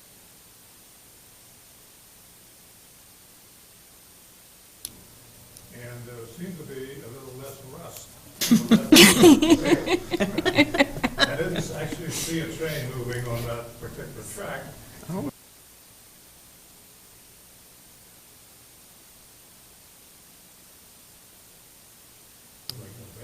Great. Okay. Oh, And good. that's, Thank you. and that's Hasso. all I know. I want to see how you report this one. We appreciate those updates. Anything else, Dick? Okay, all right, Ray? That's funny. Okay, Floyd? Just a question. Today I was talking to a citizen who lives in the area of the off-ramp from the overpass, wondering if we have any ability to at least have a sign that says, don't use your compression brake coming down that hill in a residential neighborhood. I told him that was an ODOT responsibility, but he was wondering if a sign could be put up and some people would comply, others may not. So he thought that there were other places in town where restricted the use of compression brakes. No Jake's break? I don't believe we have anything on the books. I have seen cities where there is some restriction. I'm not aware of any signs we have up or any regulation that we have in place. My only comment to the individual was, I'd raise the issue with the city attorney and see what he said. I would recommend that you not install signs if you don't have a corresponding enforcement authority, because you will lose the credibility if you start putting up signs that sound mandatory or in fact voluntary. Next time, when it's really important, you've cried wolf. Can we ask ODOT if they would consider signing that to restrict compression brakes?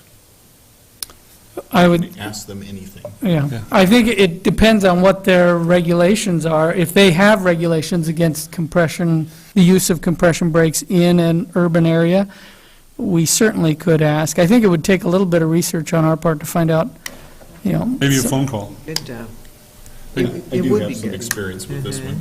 I've lived in communities where they did have restrictions on use of compression brakes on state highways, and there was signage to that effect. And so my belief is that we probably could do it, but we would probably need to work with ODOT on how that's enforced and implemented. So my point earlier is that yes, we can ask ODOT, and if there's any barriers, we can report back to you on that. But if not, we might be able to come back I with think a it'd be proposal. good to check, because I think I've had the same person as Counselor Collins, but also, somebody had made reference that there was a sign already, which I haven't seen it, by Waverly Lake.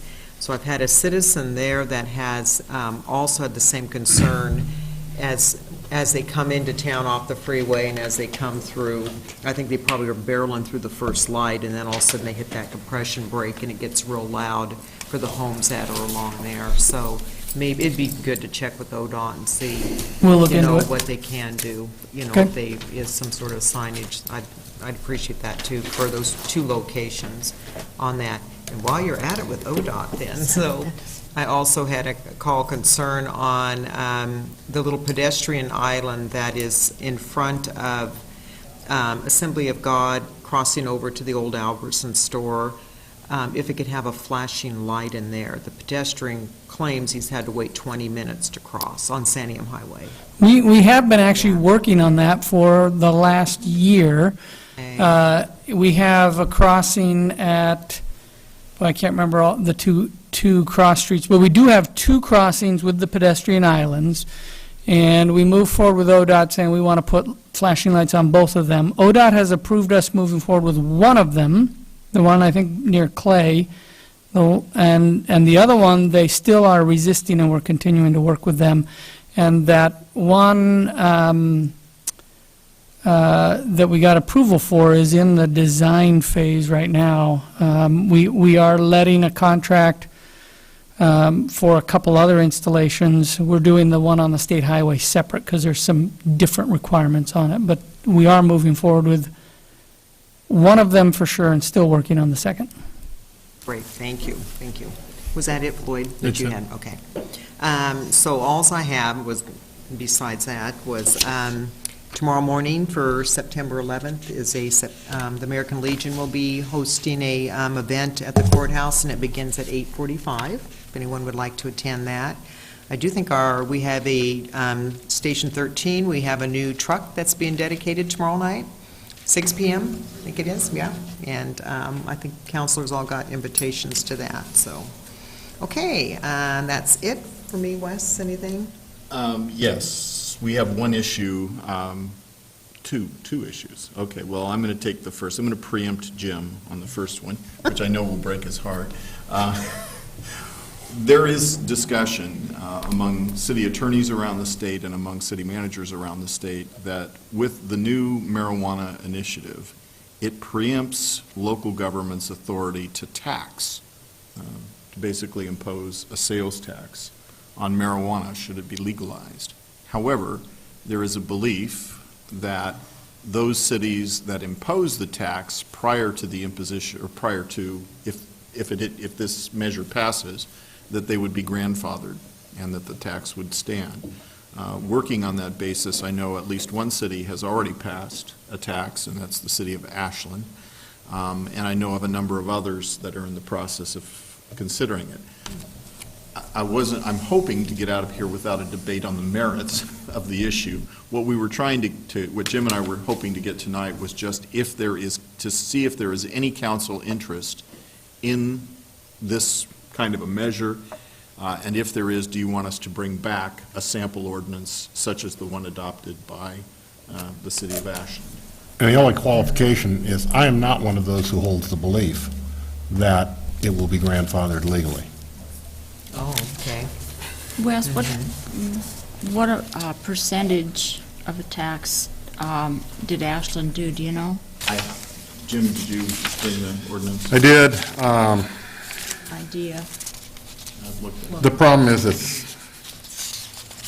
I'm trying to remember. I'm sorry, they set the tax separately by the resolution as 10%.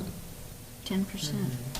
And what they've done in Ashland is they propose to tax any retail sale. They set the tax by separate resolution. The resolution for basically a commercial sale is 10%, and then they set a 0% for a registry sale, like a medical marijuana sale. So in other words, they set the ordinance up so that they tax any transaction, medicinal as well as recreational, but by resolution, they don't charge a fee presently for the medical marijuana. The idea is they're therefore preserving, theoretically, their right to change those fees later on should the council believe circumstances warrant. Again, I believe that it will ultimately be determined by litigation that the state preemption applies, but I cannot say for certain. This is a citizens' initiative, and you never quite know how the courts are going to respond to those provisions. The point is, in the initiative, there is a very explicit section that says no city or other unit of government can impose any tax on any sales tax on marijuana. Instead, it's set up under the scheme that the tax, there will be taxes, but they will be state levied. And so the notion of some cities is, well, right now, nothing says we can't tax, so we're going to say we can. And maybe then we will be grandfathered in, and the state law won't affect us. Again, I don't think that will fly, but it's not my call to make. And again, we're not really trying to get into a discussion on the merits. The question is there just any interest in the council in pursuing this? Well, and you will be forced to move very quickly. And if you want to have a public hearing on it, for example, which you're not required to do on legislation, but if you want to do that, I mean, we will be moving then on an accelerated time schedule, and we would likely be modeling the ordinance on Ashland because we don't really have time to reinvent the wheel. Can cities impose sin taxes on any other things like wine, beer, cigarettes? No, that was food? preempted by the state. We receive a distribution from the state of the tax that the state collects. And won't the state tax marijuana similarly, I would suppose? They will, but there's no guarantee that the cities will receive any Exactly. portion of it. But I think there's also a risk that that those cities who do their own taxation may then be excluded from the state revenue share. If there is one. If there is one. Yeah, I'm sorry, I don't know, it's totally up to you, do Well, whatever you want. all of this assumes that it will pass, which it might, it So, I might mean, it not. looks like there's still some more information to gather, and then maybe just bring it to the council. Then the There isn't any council- more information to gather. I'll bring you the Ashland ordinance with resolution if you want it, which will Yes. be adapted to fit the city of Albany. Yes, definitely. Okay. Can you also check, and, because I haven't looked at all that language on that measure, is do we need to tweak our existing ordinance that says medical marijuana and just take off medical, make it as marijuana in case that passes for our zoning to be the 300 feet from residential?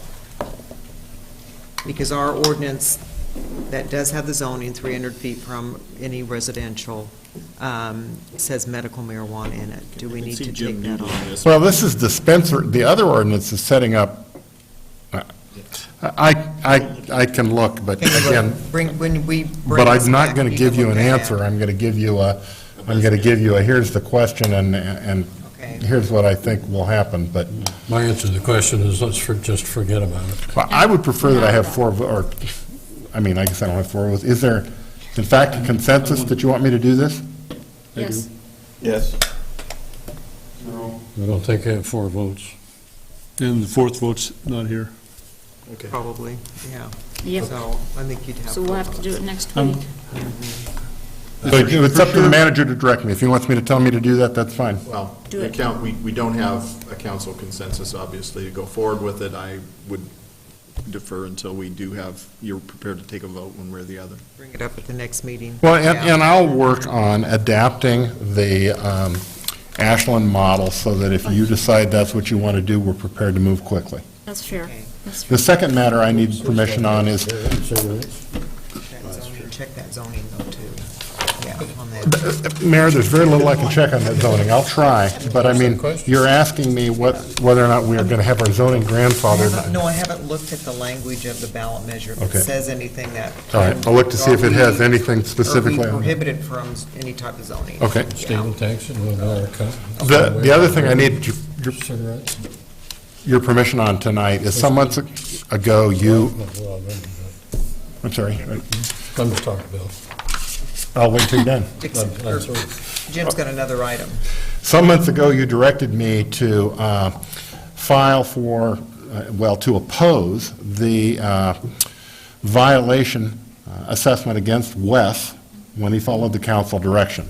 I'm now at the stage of filing the petition for judicial review. There is a fee of $373 to file that. I would like the city to pay that. I don't mind working for free, but I just as soon not write the check to pay the filing fee.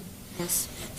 Is that okay? Objects, I'll chip in and help pay this. Does it need to come back in a resolution or anything, or we just authorize it? I think you could just authorize it, just Okay. say that that's an okay, because the city can't pay me on that, I don't think without your, I wanted to make it clear, I said I was going to do the work for free, but I was hoping the out-of-pocket And cost would be I'm in a covered. position where Jim is not working for me. By the resolution that you passed initially, it's very clear that he's working for you, the city.